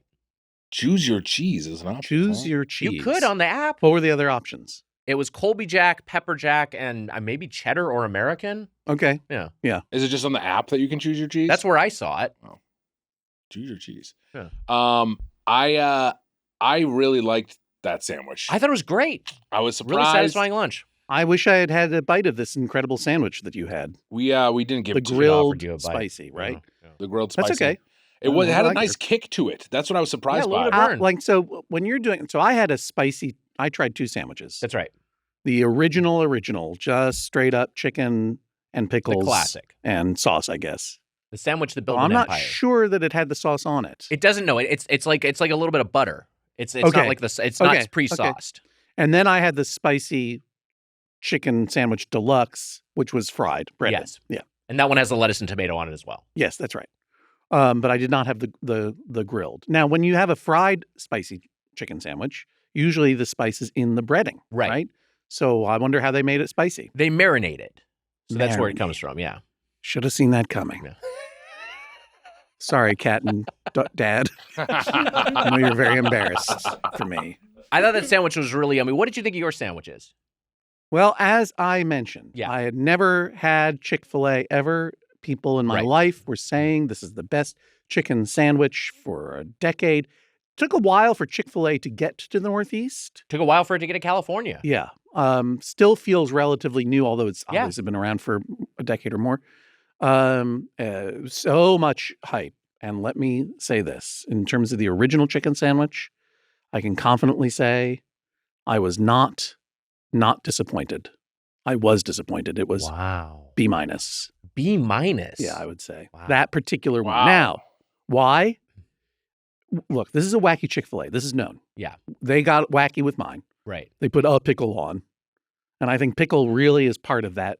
You only got sandwich. one pickle. Yeah, I only got one pickle. One pickle. Well, I mean, there may have been two because I cut it in half and gave one half to Emma. Okay. There was Because a pickle on my half. there was a pickle. Okay, so right. so I yes, had one okay, pickle on one half. That's not enough pickle. Yeah. And notice how I shared my sandwich with someone else.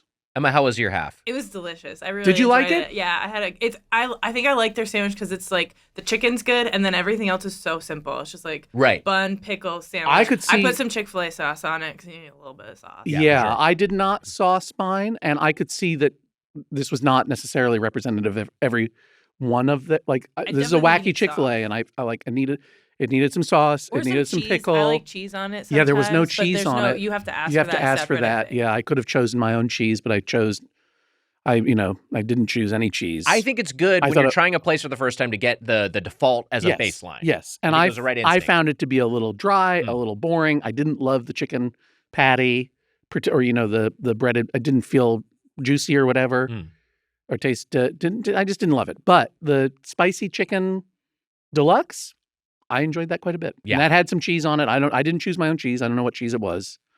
Without any sauce, and I thought it was pleasantly spicy. I thought it was good. Yeah. We also got some nuggets and some tendies. I like the nuggets. I will say that I feel like They're little. They're dainty little guys. Yeah.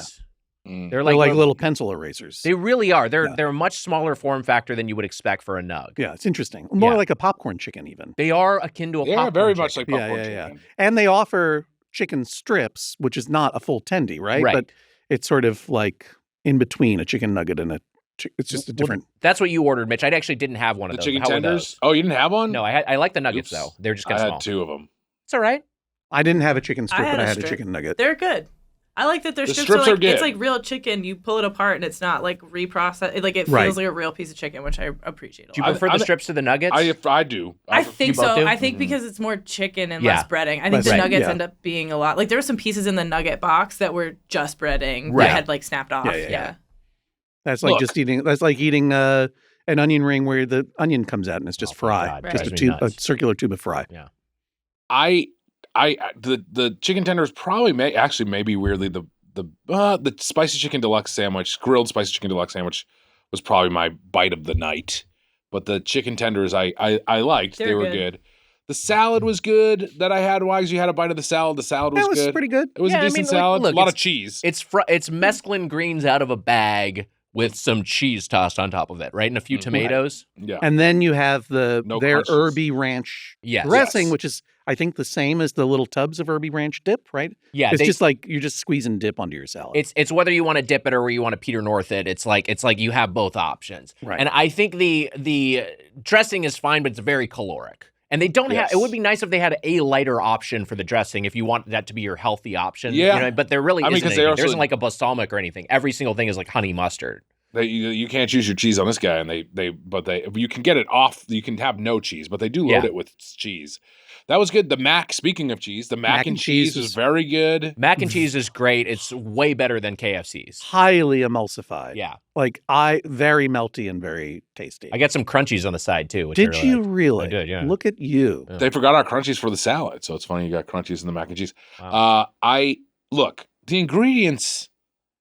The ingredients here are good. It's a quality. Yeah. The food is I agree. quality. but it doesn't really get me going. You know what I'm saying? Boy. It doesn't get my Balrogs excited. Can we talk? Can we talk about the sweet treats a little bit? Because we had the couple of shakes here. Yeah. I had a vanilla shake when I went on my own. I'm a big vanilla advocate. Vanilla is a flavor. I thought it was a great vanilla shake, as I mentioned earlier. They have a couple of seasonal varietals, which was the key lime lemonade and the key lime frosted lemonade. Now, I don't know why they say key lime lemonade instead of key limeade. That feels like a pretty simple thing, but I guess it probably is lemonade with lime flavoring. Their lemonade is good in general. I thought the key lime frosted lemonade was surprised by how much of a shake it was. I thought it was going to get more of an icy, but it's just a straight up shake. It's a shake, basically. Also, it's so confusing because it's like key lime lemonade, and then it's like, what's the other one called? Key lime frosted lemonade. Key lime frosted lemonade. And so in your mind, you're like, oh, this is like a frozen version of the other one. That's right. That was a frozen lemonade. It's not. No, it's not shake. it at all. And it's also the flavors are so different. Yeah. I liked the frozen lemonade. I thought it was yummy. Was pretty good. It was surprisingly tart. Yeah. It reminded me of lemon Italian ice, which we used to get in the Boston area, right? It was so much like a key lime pie. It was like a key lime shake pie, or something. Yeah. And the frozen, it didn't have as much of a key lime pie flavor. The lemonade. It could have been a little bit more tart. Yeah. It was just kind of like a limeade. It tasted like a limeade from Sonic.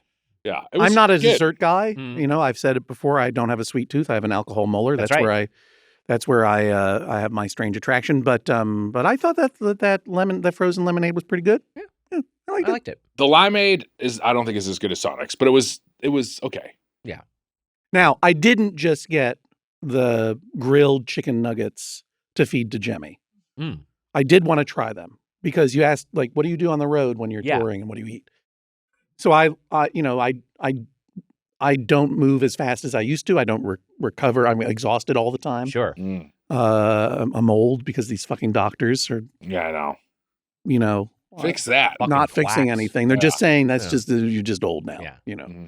So I like to go for like more protein than carbs. And, like if I didn't have this political stance, which obviously fixed everything because I stayed away from Chick-fil-A. And I mean, I made that sacrifice for the greater good, and it obviously paid off. Yeah. But if I didn't have this political stance, like I would go for a grilled chicken nugget. Like that's a pretty healthy thing to have if you're on the move. And Wags is a protein guy. All right. I thought you were more of a Brooklyn guy. And I will say that unlike my chicken sandwich, these chicken nuggets were pretty juicy. In fact, in the dining room before, and I was pulling one apart to feed to Jemmy to bribe her into liking me, it actually squirted at me. It was like, I know, it was quite juicy. Like I got cummed on by the chicken nugget. Wow. It's revolting. I know. Wait, I don't like that I had to say it, but yeah. You ate one of the grilled ones. Yeah, I've had. Yeah. Okay. I thought it was pretty good. Now, I will say this also at the Popeyes on I-95 and elsewhere, they'll do a blackened chicken tender, which is not breaded and fried, but in fact, it's very, very spicy blackened seasoning on a grilled or griddled chicken tender. I don't know. And I don't always see it on the menu, but when I ordered it at the Popeyes on I-95 in Kennebunk, the person was so excited. It's like, I never get to make these. Oh, wow. Wow. And they were delicious. Yeah. I have to say. Look, it's room temp at this point, but. You could do worse. Yeah, not bad. Yeah, you could do worse. Especially if you're trying to eat healthy, I guess. Yeah. Sure. No, I mean, I think that's a healthy choice, as it were. I don't think I've ever seen grilled nuggets anywhere. No, I mean, I think I was surprised when I saw it, so I wanted to try it, and I'm glad I did. Hey, buddy, whether you use nicotine to enhance focus, boost your energy, or relax, there's a Lucy perfect for you. 100% pure nicotine, always tobacco-free. Lucy Breakers are nicotine pouches with an extra surprise. Each pouch holds a capsule that can be broken up to release extra flavor and hydration. Lucy pouches pack up to 12 milligrams of nicotine. They're sure to satisfy even the most demanding nicotine routines. Set yourself up with a subscription and have Lucy delivered straight to your door. Mitch, you and I have a buddy who loves Lucy. I know they love the mint flavor. I know they love the berry citrus flavor. Let's just say they're a member of the Quincy crew. That Mitch, let's just say their name rhymes with Raymondi. And I know that Raymondi likes to go with the lower strength because you can go up to 12 milligrams, but just the 2 milligrams can be enough if you just want to kind of that mellow feeling, if you just want to relax, which is how Ramondi uses it. That's right, yeah. Well, Wags, let's level up your nicotine routine with Lucy. Go to lucy.co/doughboys and use promo code doughboys to get 20% off your first order. That's lucy.co/doughboys and use promo code doughboys to get 20% off your first order. Lucy has a 30-day refund policy if you change your mind. Again, that's lucy.co and use code doughboys to get 20% off. And here comes the fine print. Lucy products are only for adults of legal age and every order is age verified. Warning, this product contains nicotine. Nicotine is an addictive chemical. Should we get to our final thoughts here? Unless do we miss anything? I think we've surveyed everything, right? Yeah, this is it. So Hodgman, you're a veteran of the podcast. You know how this works. We'll each go around and we will give our final thoughts on this chain and end by giving it a score of 0 to 5 forks. I'm going to go first here. Okay. Because I'm going to set a baseline. Last time on the podcast, it did not make the Golden Plate Club. However, I was not the culprit. I gave Chick-fil-A 4 forks.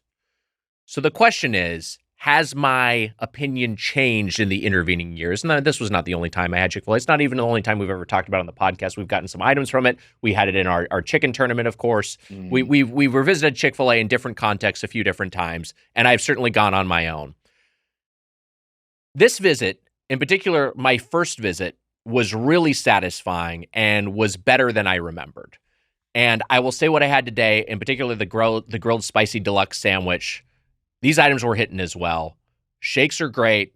Fries, I'm a big fan of. Love all their sauces. Love their signature Chick-fil-A sauce. I'm reminded of a chain, not just because it has a regional affiliation, not just because it has a fandom, that grew up eating it, but also because of it's a privately owned company that stayed in the family since its inception. And that family is very religious and wears its politics on its sleeve. I'm, of course, talking about Southern California's own In-N-Out Burger. Sure. Run by the Snyder family. I think 3 or 4 generations later, the current CEO is still a Snyder. And that place is not hiding, their religiosity. Right. They have Bible verses on the underside of their cups and fry containers. It's just like, it's a place that is just basically like, look, this is our values. This is what we stand for. Sure. I'm sure we did not vote the same way. I'm sure the multimillionaires, the billionaires who own In-N-Out Burger and are deeply religious do not have the same politics as me, a leftist podcaster. But they make good burgers. And from what I've read, they seem to treat their employees pretty well. Sure. So I don't really feel conflicted patronizing it. I understand people having that conflict in terms of Chick-fil-A because of how it's, treated queer people. And I know that it fucking, the again, shitty politics from the people who own it. But I think their product is pretty good. And we're all so powerless that we feel like the only thing we can do is act as consumers to like boycott something or choose to take our business to some place that aligns with us or boycott a place that we feel like opposes us. But like, what are you supposed to fucking do? Like at the end of the day, if you want something and it makes you happy for that moment, I say like whatever, make your own judgment. But I certainly don't think that anyone should be held in any sort of higher regard or lesser regard for what businesses they choose to patronize. So from that standpoint, that monologue out of the way, I stand by my verdict. I believe Chick-fil-A belongs to the Golden Plate Club. I think it's a 4-fork chain. I think it's a good chain. And I really, really like what they do. And the thesis of the podcast, Mitch, is how well are they achieving what they're going for? This is a simple place with a streamlined menu, chicken sandwiches, fries, lemonade, and shakes. Like, that's the focus. Their chicken sandwich is great. Their fries are very good. Their sauces are excellent. And I think all their sweet treats are hitting. I believe this is a 4-fork chain. I believe it belongs to the Golden Plate Club. Hodgman, let's go to you. Wow. That's, well, you know what? Yeah. Well said. Well put. Thank you. I think a lot of... Did you change your voting registration to a Republican yet? Yeah, right. Yeah, no, well, I mean, that's a while ago. 2016. Come on. At this point, we gotta. Sorry. We're stopping all fact checking on the podcast.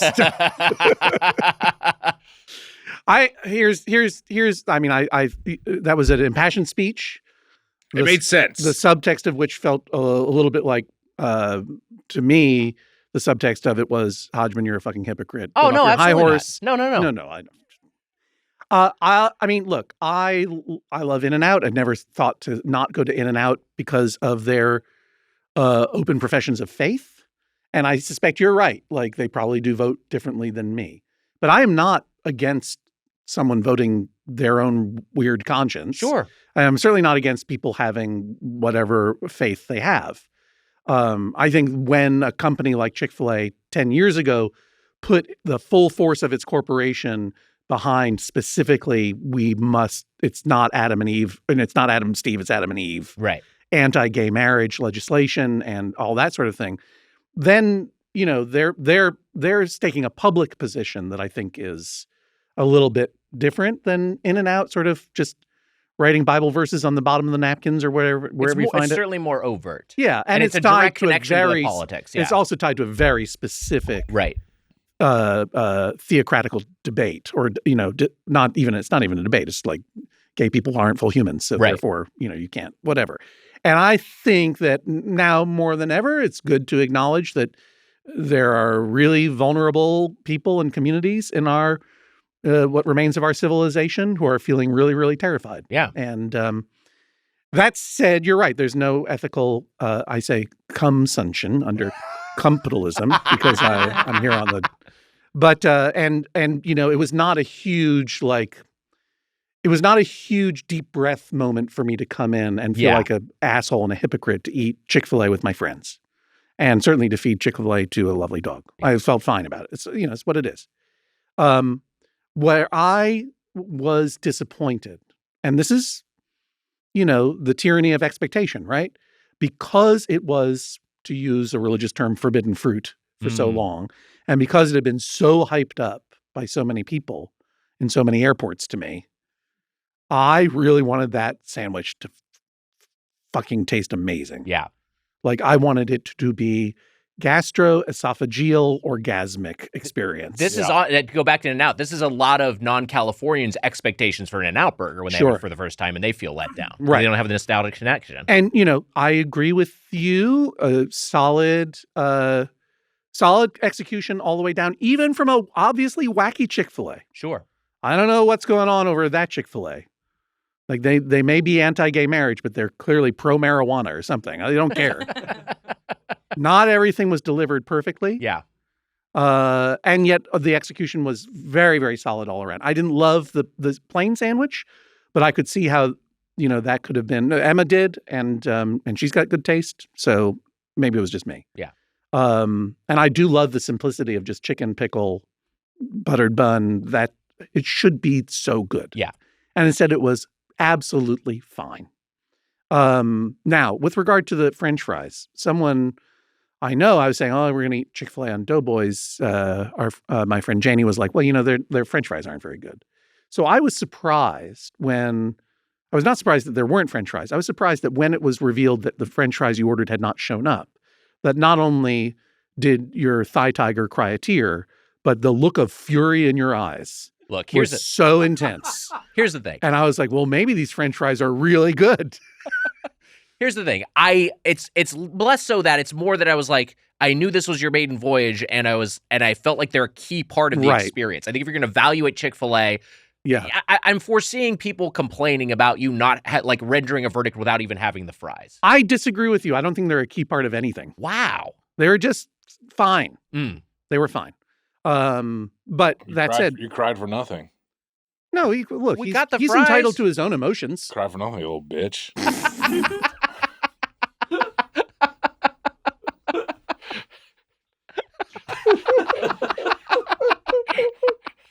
First off, I didn't cry. I love this particular bully character's idea. Like, you can only cry 5 times. You're only allowed to cry 5 times. You better pick it wisely. Don't cry for nothing. One for each grandparent, and then you get one parent. You can only cry at one parent. Choose wisely. So when it comes down to fork score, like, I don't know. Do you have my last rulings? I can look them all anywhere? up. I just kind of want to have a basis for comparison, right? Sure. Because, like, what is the last thing that I gave 4 forks to? I'm notorious. I was a spoiler almost 10 years ago when I came in and met you both for the first time. Back when you had no thigh tattoos and you lived on that. You lived in that apartment. Yes. And you gave 5 forks to Regina. Obviously. When you were here last and we did Spitz. Yeah, you Spitz. Gave This Spitz was 4 forks. 4 forks. Spitz was a Spitz. 4-forker. That feels like a Yeah. deserving 4-forker in my memory. Absolutely. Yeah. Also, Spitz is just so much. I think it's more interesting than Well, whatever. But it's accomplishing a different thing. It is. It is. But I know, and it's a sit-down concept as opposed to a place that businesses primarily drive through. I remember in 2017 that I met with some angry stares when I did not give Arby's a very high score. Because I think I gave it a very low score. Because I was comparing it. I was realizing that I was rating it on the basis of food as opposed to Arby's. I'm on an island when it comes to Arby's. I feel like in this podcast, I really thought that it deserved to go all the way in the sandwich tournament, and I was shot down, and no one agreed with me. I'm a big Arby's fan. I think Arby's is wonderful. My wife loves Arby's. Sunset Arby's. Yeah, R.I.P. And it's it's that's a loss. That's a loss. The last one. I'd love to. By the way, Mhm. I don't. Look, if we're all still around, depending on how the tontine plays out. We're all still around in 2027 for my 10-year anniversary on the show. I'd love to do Arby's again and see where things are. I'd love to review it. The previously we also did Tyga Bites, and you remember that ghost kitchen? That was a Robert Earl. Yeah, I think that no one got even to 1 fork. And with that was with us and David Reese. We also did. Yeah, we did Arby's. Let me find the Arby's scores back in the day. You gave it 1.25. 1.25, and yeah. Nick and Mitch gave it 3. We gave you angry stares, you were saying? I think I gave it like a did you just say what I gave Arby's? You gave it like 1.25. Were you saying Nick and I gave you angry stares? I just think that it wasn't like you were angry at me. It was just like, oh, this guy doesn't know what's going on here. That there is the grade inflation is so high because we're eating garbage all the time. Yeah, that this is at least 2 or 3 forks. I forgot we had a different scale during Greengrocer Mitch's grocery store month. Where my house after the podcast is angry stairs. I'm walking up and down those stairs all angry. 7 do this fucking shitty show. You gave Trader Joe's 7 carts in 1 basket. I don't remember what the scale was. This podcast sucks. Most recent 4 fork score was for Spitz. And I think Spitz was pretty great. And Spitz is fun. These grilled chicken nuggets kind of reminded me of the chicken skewers that they had over there at Spitz, and it was good. Yeah. The spicy chicken sandwich was good. I thought I was surprised by the honey roasted barbecue sauce. I don't like this hot honey era.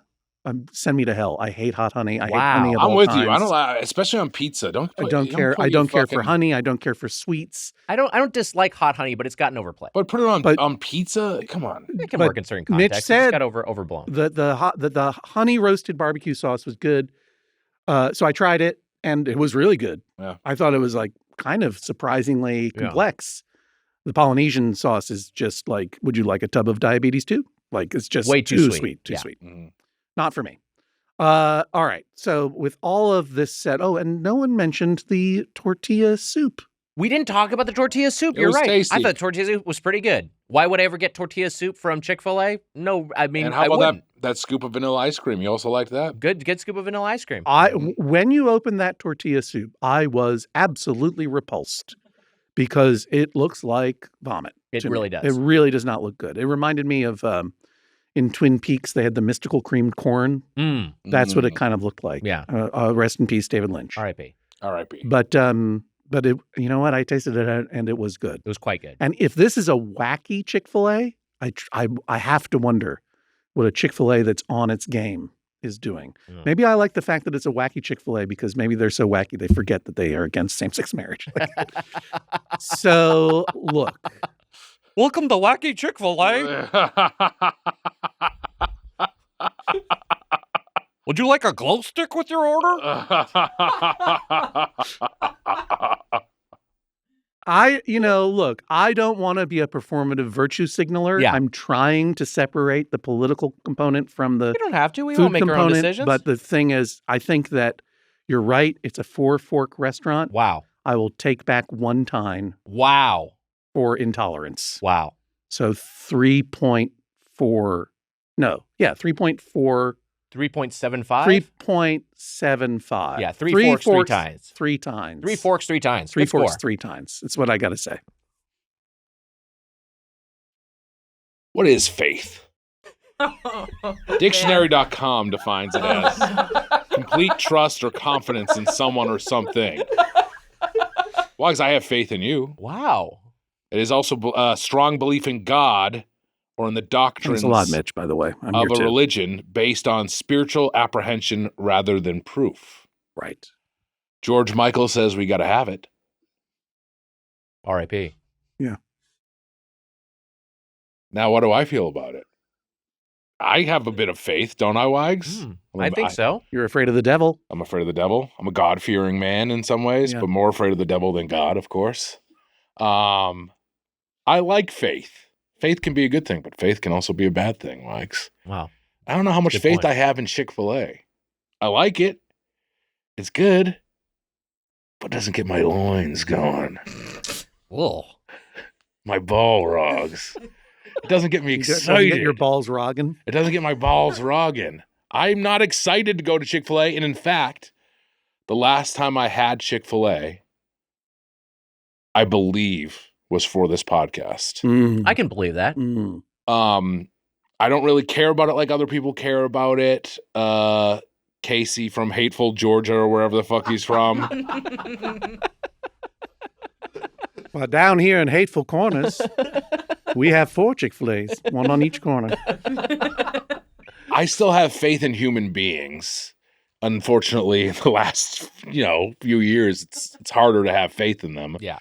But I do hope that deep down everyone is hopefully a good person. But I think that, it does bother me the people being against let people do It whatever would they have want to to do. be so much better than this to tempt me back in. Let me put it that way. Let Not that I think I'm making a huge difference. Yeah, sure. Right. Sorry, Mitch. Just let I don't understand why people care about stuff like that so much. But look, like you said, I also agree with you here, and I have faith in what you said. Is that this shouldn't come into play when we're reviewing this restaurant? Which again, it can come into play. I'm just saying, I also like.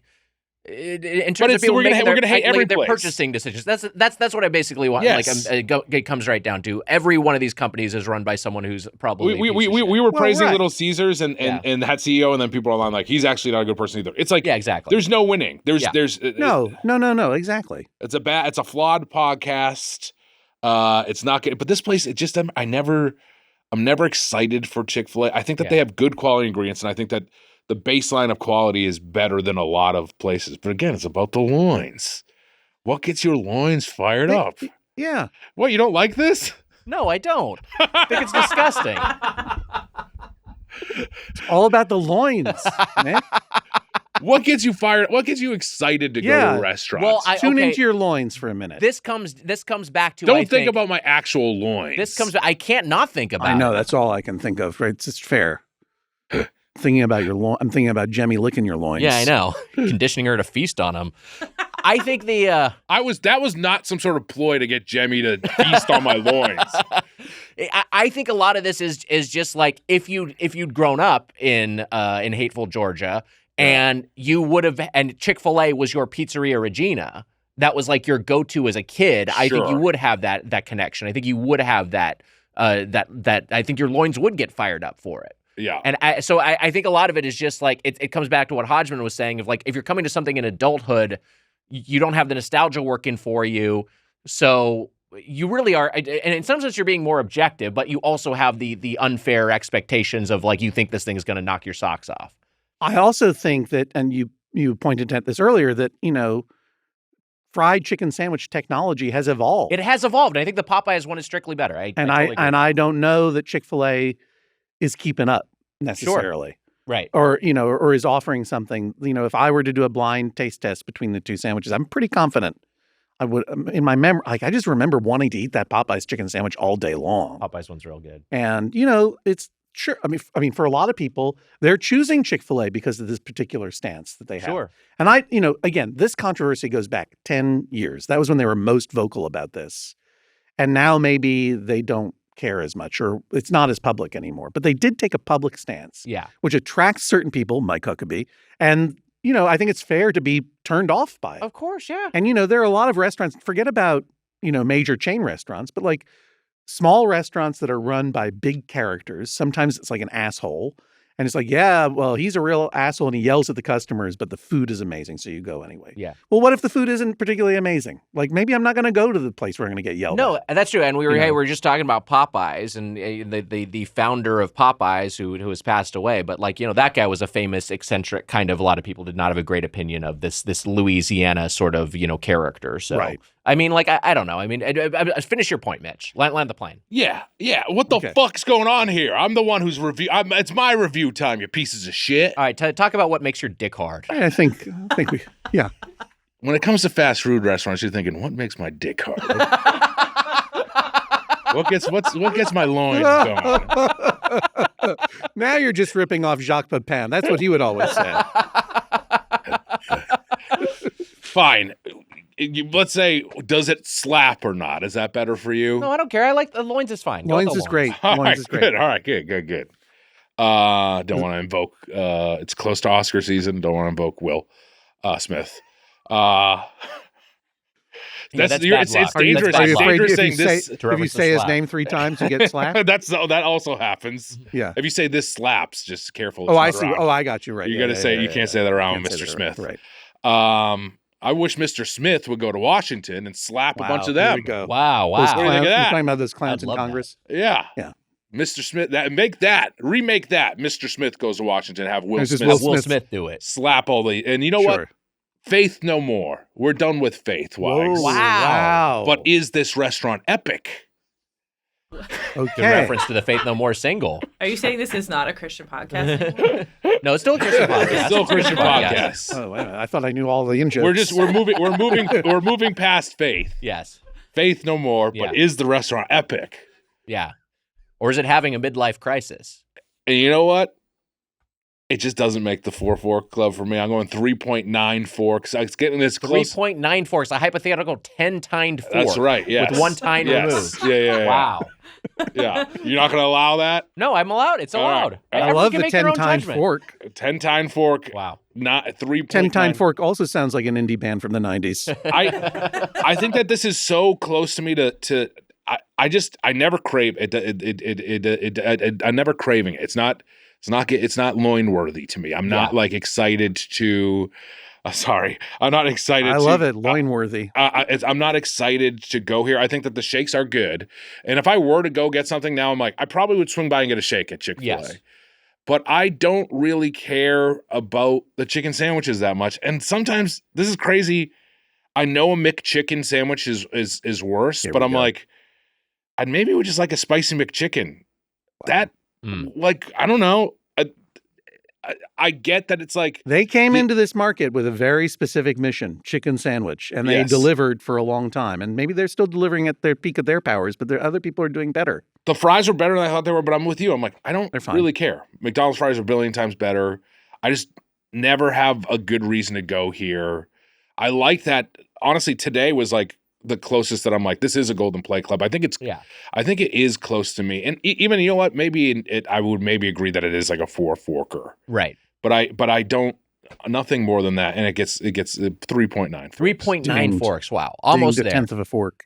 It is the I just want to say one thing in case anyone is going at Mitch here, which is that you love fried chicken. I do. And in fact, the first 6 fork score you gave was to a fried chicken chain, Bonchon. Yeah. Yes. So like you are someone who has high standards for this food stuff that you love, and you just don't think this quite meets the threshold. I just don't think it's epic. Yeah. Now, what is the definition of epic? Right. Faith No More. Mm-hmm. Sings of epic in their song, Epic. Sure. And dictionary.com defines epic as a long poem typically one derived from ancient oral tradition. Yep. Narrating the deeds and adventures of heroic or legendary figures. Wow. And then it cuts off because I can't read the rest of it. Interesting indeed. Interesting. Is this paywalled or? Yeah. No, just because I didn't push search. It was just in the search bar. And it just said at the top. You refuse to subscribe to dictionary.com.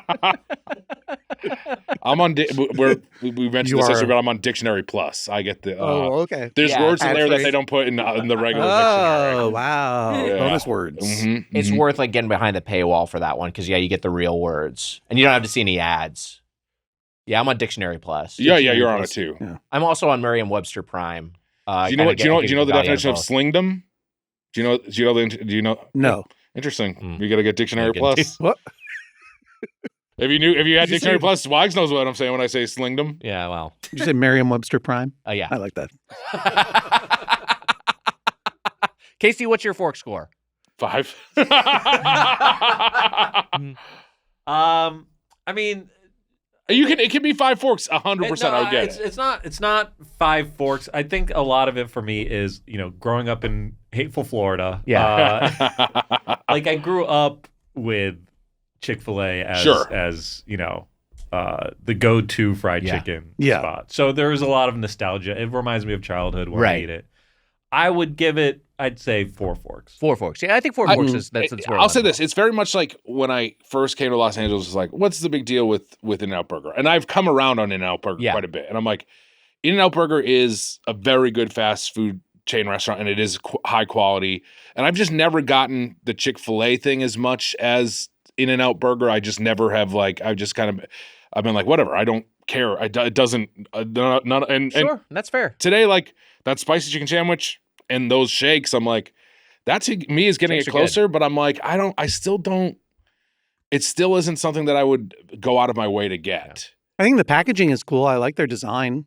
I think it's nice and clean. I think it looks good. They're open on they have a little, what is it? Not kiosk, but they have a little table or a counter. Yes. At Mercedes-Benz Stadium, which is football stadium. Sure. And it's closed on Sundays, which is very funny that they're so stringent about their principles that when they could do all of their business on a Sunday when there's an NFL game, they're still like, it's still closed. Yes.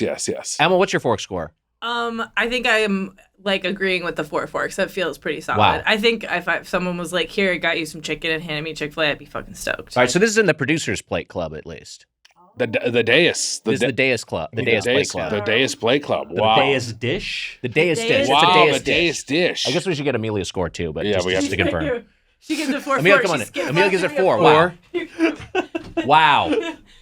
Wow, congratulations. 4 forks from Amelia. 4 forks. Consolation prize, Chick-fil-A. You are in the Dais Dish Club. Wow, the Dais Dish Club. Yeah. And I would say probably the Dais Dish Club is the more honest club.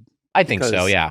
They just have their opinions. They're not out here worried about getting torn apart on social media. They got nothing to prove.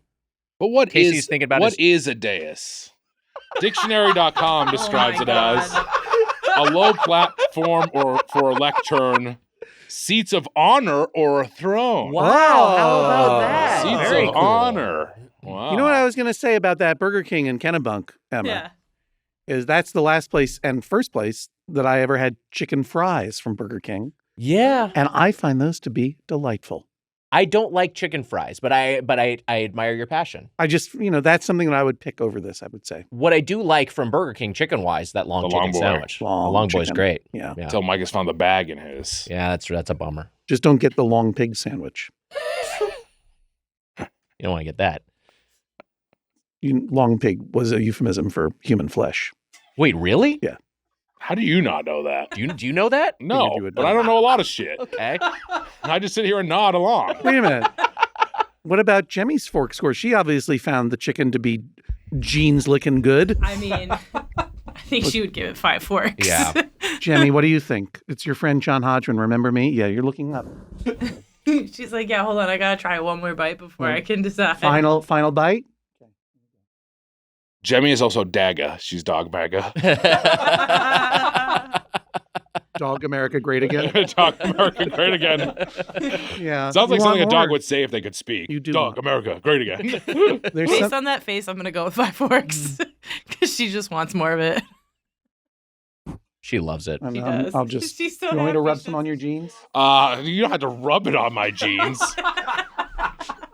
I'll just put that there. Good girl. Yeah. It's really Get in nice to there. see you, Jemmy. It's so nice to meet you. I'll feed you chicken anytime. She's like, you're not my favorite. You've given me so many snacks. I know. Look, No come up tooting. here on my lap. Come on, and I'll feed you more. If you Anyway. fart in the studio, you get booted out, right, Nick? Yeah, that's the rule. She's going to start ripping ass all the time now. Uh, Get me out of here. all right, that was our. By the way, the level of deodorization in the bathroom here was incredible. Oh yeah. When I walked in there, it was like 15 different Febreze things are going. They upped those strong in numbers there. once we moved in here. I was like, wow. Only on Tuesdays and Thursdays. Yeah. They just need to match that with soundproofing. That's the one note. All right, hey, that was our review of Chick-fil-A. Honestly, they got to go one where they should either amplify it. They should put speakers that you can hear Yeah. everything that's happening in the bathroom. Sure. Or they block it out. They have to go one route or the other because it's so close now that it doesn't matter. I was in here a couple of weeks ago, and it was one of those things like because there's very often there are a few people here, over here. and I was like I was in the bathroom, and I was like this is just happening. I just got to fucking do this. This is horrible. And I'm in the bathroom. There's like one person working in like the main area. And I'm just like sandblasting in there. I'm just like flooring it. Jesus. It's fucking horrible. And it's so embarrassing, but I'm like, well, I think it's probably enough. It's muted enough where this person is going to hear what I'm doing in there, right? He's not hearing my shame. And then I get to a moment of calm, and between bursts, and I just hear from outside just a single cough, just like a I'm like, if I can hear that guy cough, he was hearing me fucking going ham in there, you know? That's I can hear everything that's happening. So You embarrassing. came out and you had like gigantic noise canceling headphones on. I was gonna say maybe we should get the hunks some noise canceling headphones as a gift. And then They the stuff wear that while we're here. the guys who put bags in the planes at airports, yeah. Look, I know that you want to wrap this up, but I am going to say, if Jemmy comes over here to eat this chicken and leaves the couch, makes the choice of Chick-fil-A over Mitch, I will up my score Wow. to 4 forks. Okay, we'll see if it happens. That was a review of Chick-fil-A. It's time for a segment. Can Mitch and Hodgman solve me and Amelia's baked goods mysteries and outwit the world's greatest bread detective? That's right. It's the debut of the inimitable Oh my God, he has a hat. No. And a pipe. Detective Sherlock Crumbs. Oh my God. Wow. Culinarily, my dear Spoon Man. The game. Culinarily, my dear Spoon Man. The cum is afoot. I present to The you Sherlock Holmes 3 thing, isn't it? The distinct game is plates afoot? of crumbs. I think so.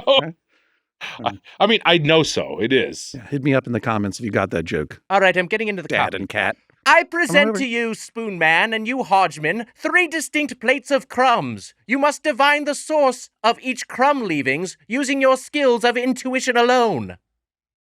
First up, Amelia, can we present this to the contestants? Do you have to talk like that the whole time? This is how I, Sherlock Crumbs, talk. We can look at this? All right, I know the answer to this. Yes. Can I just say it? No, Yes. well, give me a chance. Do we get to try the crumbs? You can do whatever you want to do with the It's crumbs. smart food Oh, or I'm it's sorry. I popcorn. thought we were supposed to eat them. You can eat them. You can look at them. You can smell them. It's popcorn. Or, is it a rice cake? It's popcorn. Yes, I agree. It's Oh, popcorn. wait, is it a rice cake?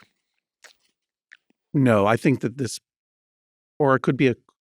Popcorn cake? Yeah, there are such Those things. exist? Yeah. I think you're right. I think it's popcorn. Popcorn. Tastes like popcorn. You're both guessing popcorn. Wait, let me. Yeah. Yes. What is it? Sherlock Wags? Sherlock Crumbs. Oh, Sherlock Crumbs. Sherlock Cum is next week. This case reminds me of my arch rival, Moriarty. Rise and rye bread. Rise and rye bread for I'm Sherlock Crumbs. More rye Arby's. More rye Arby's. That's an alt. We could go with that. The answer, you both get it. It's Skinny Popcorn. Skinny Popcorn. Next I'm up, not sure that I would have gotten it if Mitch had not said it. So, are you giving me the point? I mean, do we get you points? each have a point. Next up, number 2. So wait, hold on a second. Exhibit number 2. Sherlock Crumbs, this is also a game? You're going to give us points? Yes, I'm officiating the game. Okay. I know the answers because I'm the world's greatest bread detective. Wow. All right, number 2. Please take that in your hand, Spoon Man, and inspect. I am taking off this, I guess this would be like you would cover a corpse in these. Yeah. It's kind of like you should have come in body bags. Yes. Yeah. It's a paper towel with the number 2 written on it. Wow. Okay. This to me, right off the bat, looks like it kind of looks like a Ritz cracker, but I think it's a little cheesier than that. I feel like it looks like a Cheez-It to me. You know, I'm realizing I set this up as I'm the world's greatest bread detective and called myself Sherlock Crumbs. None of these are bread. I'm just realizing there's zero bread here. There is You're zero bread. Baked goods detective. Baked goods detective. Yeah, baked goods detective. It's not very cheesy though, is it? It is. There is cheese to it, I think. I think that these are. What are the alt Cheez-Its? Oh yeah, that other brand. Yeah. What the fuck are they called? Cheese Nips. Cheese Nips. I think these are Cheese Nips. I'm gonna go ahead with Cheez-Its because I haven't seen a box of Cheese Nips in 30 years. And they're not Cheez-Its. I'll tell you that. I'll just tell you they're not Cheez-Its. That's fine. I mean, look, I don't care. Win the game. I don't give a shit. Unfortunately, I believe you both have chosen a bread herring. This case reminds me of the pound cake of the Baskervilles. God, how much response did you write? Where the real solution is obvious once you hear it. Goldfish crackers. Goldfish crackers. Cheddar flavor, though. Cheddar flavor. Cheddar flavor. All right, one more. Goldfish. Exhibit number 3 is tied at 1. Oh, I should have Hodgman is gotten that. taking I'm up mad the at exhibit, myself. removing the evidentiary napkin. Oh, that's just straight up Doritos. I mean, do we even have to? Well, oh, wait, hold on a second. Maybe that's not Doritos. Hodgman is taking a taste. Oh, it's not Doritos. Jemmy is sniffing. It is not. It's definitely got a non. It's not a nacho cheese Dorito flavor profile. No, I know what it is. I know. I think I know what it is. Is this a potato chip or a corn chip? Are we working together or against one another? Work together. I, of course, collaborate with Watson, or I guess I should say Bread Watson. Bread Watson? Why not Breadson? Breadson, yeah, Breadson. That's what I said. I don't collaborate with him because he's one of those fucking doctors. Goddamn physician. I think that this is a potato. I'm going to say this is an all-dressed potato chip. I'm going to say that it's a barbecue-flavored potato chip. I think you're right. I think he's right, Jemmy. To this, I say, once again, culinarily, my dear Spoonman, this is a barbecue potato chip, barbecue baked Lay's. Mitch wins. Wow. Not baked. Not baked. It's not regular. baked? No, baked. regular. So this wasn't even baked? What is Sherlock? Explain Sherlock Crumbs to me Can I say again, because I have a pipe and a hat. When we're talking about this segment, I had any type of crumbs in mind. Oh, like it's not bread. It's it any doesn't- type of crumbs. Yeah, Okay. any type of crumbs will Okay. do.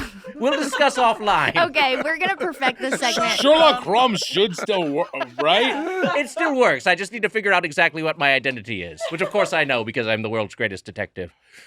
Well, quite a contest. Congratulations to you, Spoonman. Thank now I you. must return to my famous address, No. 221 Bread Baker Street. Why not just Baker Street? Yeah, why not just Baker Street? Oh, that's the real one, of course, so why would he stay there? That's true. Hey, that was- 221B Baked Lay's Street. It's pretty good. I'll pass it along to Sherlock Crumbs. Yeah, well, whatever happened to that guy? I don't know. He got out of here. Oh, boy. He got out of here quick. Just like a restaurant fire feedback, let's open up the feedback. Today's email is from Lee from Philly. Wow, go Birds. Lee writes, Hey, everyone. Obligatory introductory note about how I'm such a huge fan of the show, and I've been listening incessantly since I dove into the back catalog a few years ago after previously being more of a guest-specific listener. Shout out to the initial crossovers with the Blank Check Boys and Jamel Bowie's episodes. The question is not really food-related, but the bathroom chat on recent episodes, Bathroom Breakdown, inspired me to send this one in for a group discussion about restroom etiquette. This is a long-standing, we're over a decade in at this point, debate between me and my best pal. Well, so they've been having this debate for longer than the Doughboys podcast has been going on. You've read for like a full minute, and I know. The question is not here. What the hell is happening? Here's the scenario. Say we're at a restaurant and there are only single-person bathrooms with no indication of whether the bathroom is occupied, like a little red sign when the door is locked or a stall under which you can see feet. Sure. Person A goes to poop and forgets to lock the door. Person B neglects to knock and walks in on person A at their most vulnerable. Who is most at fault here, A or B? I think it's obviously person A, even if they were just being forgetful or messed up the lot. But my friend insists everyone has an obligation to knock first. Related question, do you have any memorable instances being a bathroom intruder or intrudee? I think in this scenario, and Judge John Hodgman, look, you rendering verdicts. Hey, available every Wednesday at MaximumFun.org. I think that another podcast crossover that you did not mention, but that's fine. Judge John Hodgman. I think that this is a thing of, I think it's the obligation of the person using the restroom to lock the door. I think like you go in and you should make sure the door is. But I do think it works both ways. If you have to say there's more culpability, I feel like if there was a lock that was operable, you chose not to use it or you forgot to use it, and someone walks in on using the bathroom, that's your fault and you have to take the L on that one. But I also think it's just common courtesy to knock before you try, and also like listen for a reply. So you're saying B? No. I think person A is the issue, but I think person B also should knock. I don't think you should just walk in. But if it's a thing, if it's a thing that's was he saying that there's it shows the green? No, that's the scenario. The scenario is there's no indication that the bathroom is occupied. There's not a little red sign. It just is like a closed door. Would you knock if if it was green? Would you do a little? I would probably do it as I I'd probably do it as a courtesy. Yeah, but I think you knock, wait a second, and then open. Like wait for a reply. If you don't hear a reply, then open. If it's green, I'm knocking and going. You know what I mean? Like it's like you don't have an indicator in this situation. No indicator in this scenario. Yeah. If there's no indicator, that does change the whole thing. I have a question for Lee. Do they ever call you Phil Lee? Like Philly? That's kind of fun. They probably do. That's kind of cool. Yeah. I don't know. Big cool game. Do that. I do have a story of we've talked about this on the podcast a million times. When I worked at The Simpsons and I was you worked at The Simpsons? I worked at The Simpsons. Oh, interesting. And I was in the bathroom after work. We talked about this. Yeah. And then the motion lights went out and it was pitch black and I waddled. It was so late on the lot and I waddled out of the bathroom with my pants around my legs, waving my arms. Yeah. And then a crew guy from House walked in. We talked about this, right? We did talk about this. So the crew guy. Wait, were your pants down around your ankles? Yes. While you're waddling around? Everything was out. Everything was out. Right. You weren't done using the bathroom. The motion light went off. The motion light went out and it was pitch black. You couldn't see anything. Was this a one-seater or was this a? No, it was but there was no one on the lot. It was like 9:30 on a Friday night. So there's no lock for this door. No, there was. I couldn't turn the motion lights on without leaving the stall. He was in the stall. The lights went out. There's a lock on the stall. There's not a lock on the outside door. To reactivate the lights, you had to leave the stall. So I left and I started waving my hands to try to get the lights to come back on. And then a crew guy from House walked in and saw me doing this, waving my hands. and he left. Yeah. It was funny. He walked out. And I was like, well, that was embarrassing. It was very embarrassing. Nobody's fault there. Nobody's fault. Yeah. A month later, that happens to Hugh Laurie on House. You think it was maybe a producer instead of yeah. That becomes a storyline. It was first figured out our second act. So this is a restroom in a restaurant. I mean, here is it just says restroom, but I guess we can imagine it's in a restaurant in this scenario. I mean, I would say person A is baseline at fault because unless you can't avoid it, you shouldn't be doing number 2 in a restaurant. Interesting. Sure. Sometimes you can't help it. Sometimes you can't avoid it. Obviously. But you should try to plan your day keeping your poops at home. Ideally, but it can't. This is good for our listeners. Keep your poops at home. Yeah, maybe keep them at home. I mean, this is a point of etiquette, so I'm just saying, if you can. I'm not guiltless here. No, me neither. And if I went into the thing and I forgot to lock it and someone walked in on me, I think I would be like, this is very embarrassing for both of us, but fair. I mean, I should have locked it. I take the L that I forgot to lock it. That's my fault. Yes. I can't think of a worse thing at a restaurant than 2 single-person bathrooms for a full restaurant of people.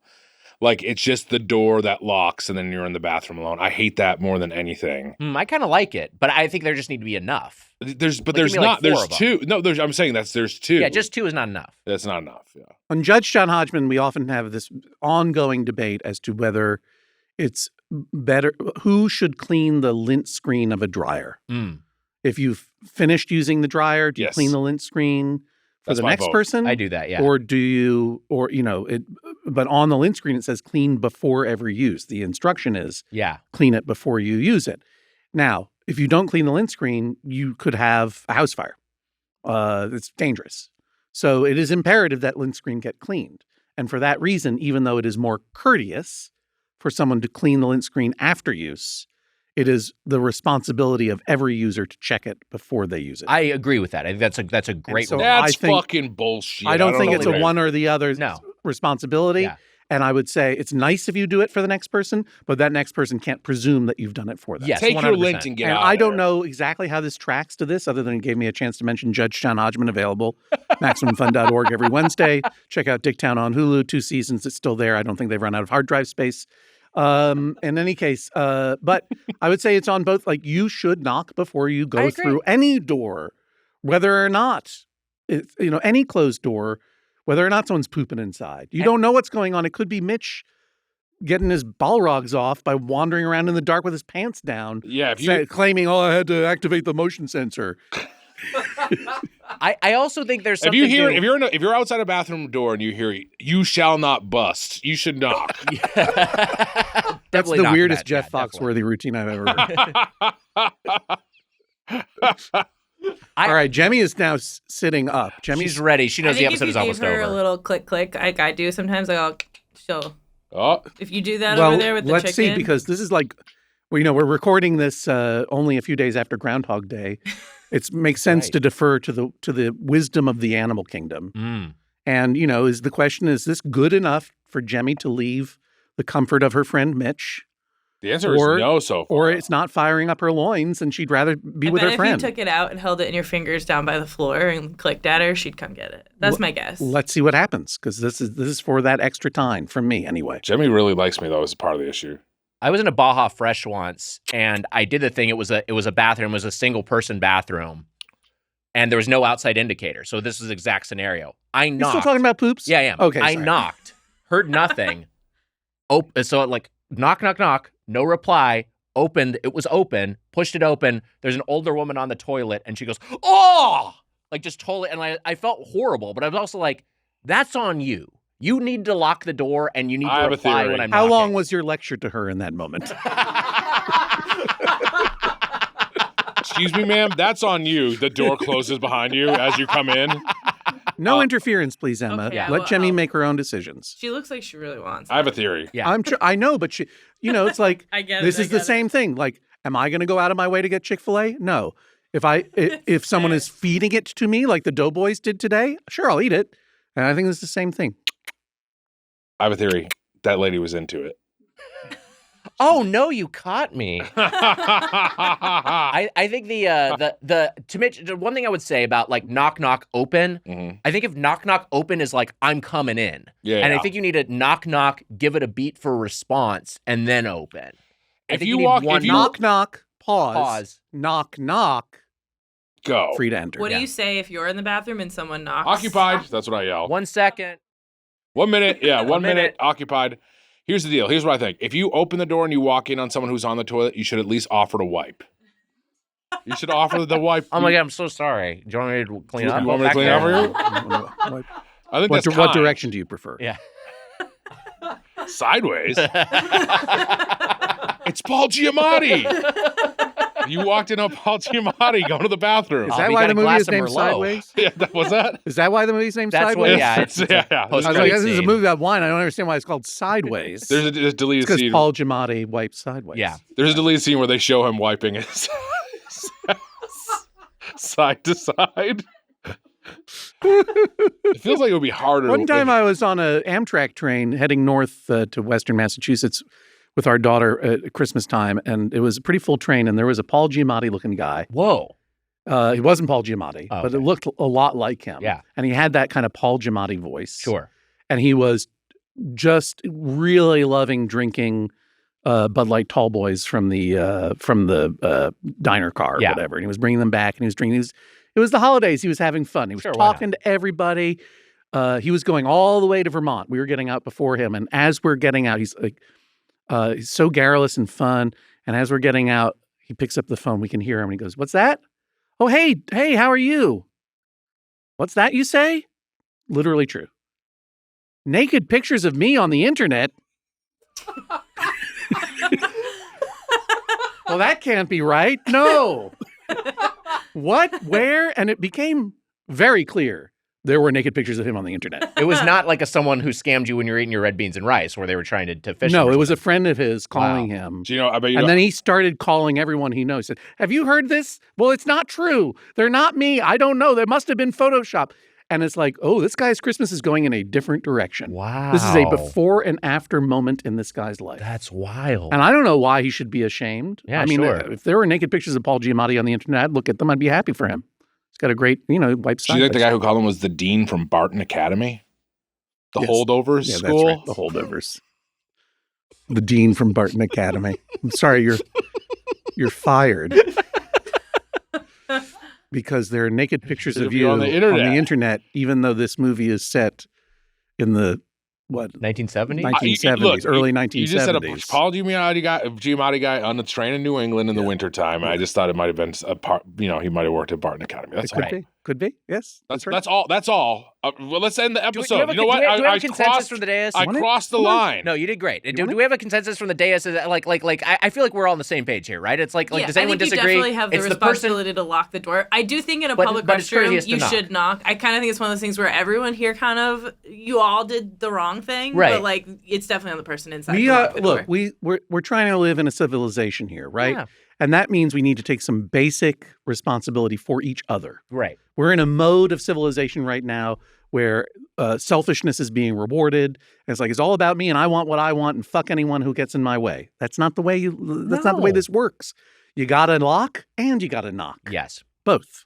Yeah. Everyone's Lock responsible. Love that verdict. I think you got to lock. I don't think you got to knock. Wow. Amelia, that's insane. I just walk in because I'm not going to hear their response anyway. No, and you want to see. On the place, yeah, you're right. You're not going to hear the response? You want to see. It's a loud restaurant. Because usually a lot of the times is what happens in Weiger's situation where I'll knock and I don't hear anything and then I go in and then it's like it's locked or you walk Amelia, you're something. the most wrong that there is. This is the most strong. You don't have to knock. It's okay. I think you should knock. Casey, you think you should knock? I think you should knock. Okay. I usually knock. And I notice around here, not a lot of people knock. People do not knock here. There are indicators on those doors. Yeah, but they're kind of janky. Those indicators could be in there often, and someone's just trying to get in. And yeah. The door's locked. Yeah, that's me the and Wags. equivalent of a knock. That's like me and Wags together trying to get in. To quote the Weiger Tiger, that's on you. But I lock the door. Yeah. I do make sure I lock the door. You got to lock the door. Even if I'm going number one, I'm locking the door. Yeah. Did you ever see the deleted scene from Holdovers? Well, which one? I've seen some of them, but I don't know, maybe not the one you're referring to. Barntine, he's wiping his ass sideways. Of course. Oh, so that's like, it's an Alexander Payne thing. Yeah. He puts it in every movie, but then he actually cuts it from every movie. I remember now in Citizen Ruth, like his first feature, it's also got that. It's a deleted scene. Yeah. And then I'm just thinking back on Election. Yeah. Mitch, Election has it too. Yeah. Jack Nicholson about Schmidt. Yeah, yeah. Well, he's like more like about shit. Yeah, when he's wiping sideways. Yeah, you think I didn't tee that up for you? Think I didn't see you coming with that one? I could have done that one. I didn't. An alley-oop like Luka Doncic to Mark Williams, both new Lakers. There we go. And downsizing is kind of weird. Sports. They're like, look at the like a toilet paper is so tiny. It's like, it's gonna be so much harder to wipe sideways. They say they never show it, but they say sideways, which is kind of like a little winky sort of. It's a motif. Yeah. Let's see what else. It's good to end the episode on a what else sort of bit. The Hawaii one. The Descendants. The Descendants. The Hawaii. You're right. Yeah. That's right. Mm-hmm. That's right. Yeah. Matthew Lillard wipes his ass. Matthew Lillard's in it, huh? You've seen it. I auditioned for The Descendants. You didn't watch it because you auditioned for it and you're resentful that you didn't get the part. Yeah. The part would not have been right for you. I know that. Yeah. It's not. You're a great actor, but they cast like a surfer dude hunk. The casting director said you want to claw his eyes out after you watched my audition. Oh God. What? To you? To me. What? That's not. I guess I've never told this story on the show. No, you've told this. No, I think I've heard it. You told it. Yeah. I was pretending not to have heard it. Well, fuck. Yeah. Trying to keep it live. It is true. That is true. And then also right. Then I followed the casting director to the bathroom and I saw he was wiping his ass sideways. Citizen Ruth, Election, Descendants, Sideways, Holdovers. Nebraska. That's the one we're forgetting. Nebraska. With Bruce Dern. Bruce Dern, wiped side to side. I asked Bob, I was like, how was filming Nebraska? He's like, it's good, but we had to wipe our ass sideways the whole time. I was like, that's fucking weird. You had to do it off set? Yeah. It was like a Daniel Day-Lewis thing. They kind of had to stay in character. Yeah. If you have a question or comment about the world of chain restaurants, you can email us at feedback@birdfuck.com or leave us a voicemail at 830-GO. That's 830-463-6844. And to get the Doughboys Double Weekly bonus episode plus our entire pre-2018 back catalog, subscribe at patreon.com/Doughboys. Our producer is the birthday girl, Emma Erdbrink. Our associate producer is Amelia Marino. Our supervising video producer is Casey Donahue. Our video editor is Mike Dorfman. Our guest, the great John Hodgman. John, thank you so much for being here. One of our favorite guests. Thank you. I always enjoy spending time with you. The end of the Chick-fil-A episode, we're praying. I was just thinking, 20 years ago, I actually profiled Alexander Payne for the New York Times Magazine. That's wild. When I would write, and I visited Omaha with him, and he took me all around town, and I remember hanging telling out us together. And now look where I am. Do you have anything you noticed? Trying to remember about Alexander Payne movies to fantasize about how wiping your ass sideways might have featured into the plot. Casey, do we get all of them? Do we miss any? Yeah, we're back on this then. I want to say thank you to my dad and my cat. See you at home. And Jemmy, you've been very good, so I'm going to feed you this now. She never left, you never changed your fork score. You're more important than this. Even now, she's just like, yeah, okay, I guess I'll eat it. It's funny because when we got her, it was like very clear to us very early on that she values her comfort over food because we tried to get her out of a bed once with a pepperoni and she would not move. She sat up and looked at us and was like, I will stay right here. You want to come down? You want to come down here for this? Go ahead, go get it. You want to come get it? Come on, come get it. Come. No, she loves her friend Mitch. Yeah, she loves Mitch. Oh my God, Jimmy. Wow. I got hubris. I'm going to take that as a win for me, not for Chick-fil-A. Thank you, honey. I'll say this too. When at the end of records, Emma holds up a pepperoni, and that's how she gets Wagner and I out of the recording studio. Judge John Hodgman, people should check it out. Great podcast. Anything else you'd like to plug? David Reese and I made a very funny cartoon featuring Mitch. That's right. In a critical role as I was honored. Yeah, and it's a show called Dicktown, and it's a funny cartoon, and it's Griffin Newman's on it as well. That's right. And I wanted to cast you in it, and then the producer's like, our show is not a Doughboys fan fiction. That was the line. Weiger's involvement was the line. Unfortunately, yes. But that's all right. We'll never get a third season, but if we ever do, you're going to be in all of the episodes. I love it. Yeah. All of them? Well, it's an empty promise that I feel very confident making. Jeez. Anything? I also have something I'd like to plug, which I rarely do. People should check out the short film, The Passion of Martin, which Alexander Payne directed before Citizen Ruth. It's an interesting movie about a guy, Martin, the title character whose passion is wiping side to side. Hey, that'll do it for this episode of Doughboys. Until next time, for the Spoon Man, Mike Mitchell, I'm Tiger Weiger. Happy eating. See ya. Hey, buddy, want Doughboys merch? We're talking hats, shirts, sweatshirts, patches, glasses, all sorts of stuff. Aprons. It's all available at kinshipgoods.com/doughboys. That's kinshipgoods.com/doughboys. Sources for the intro are in the episode description. That was a Headgum podcast.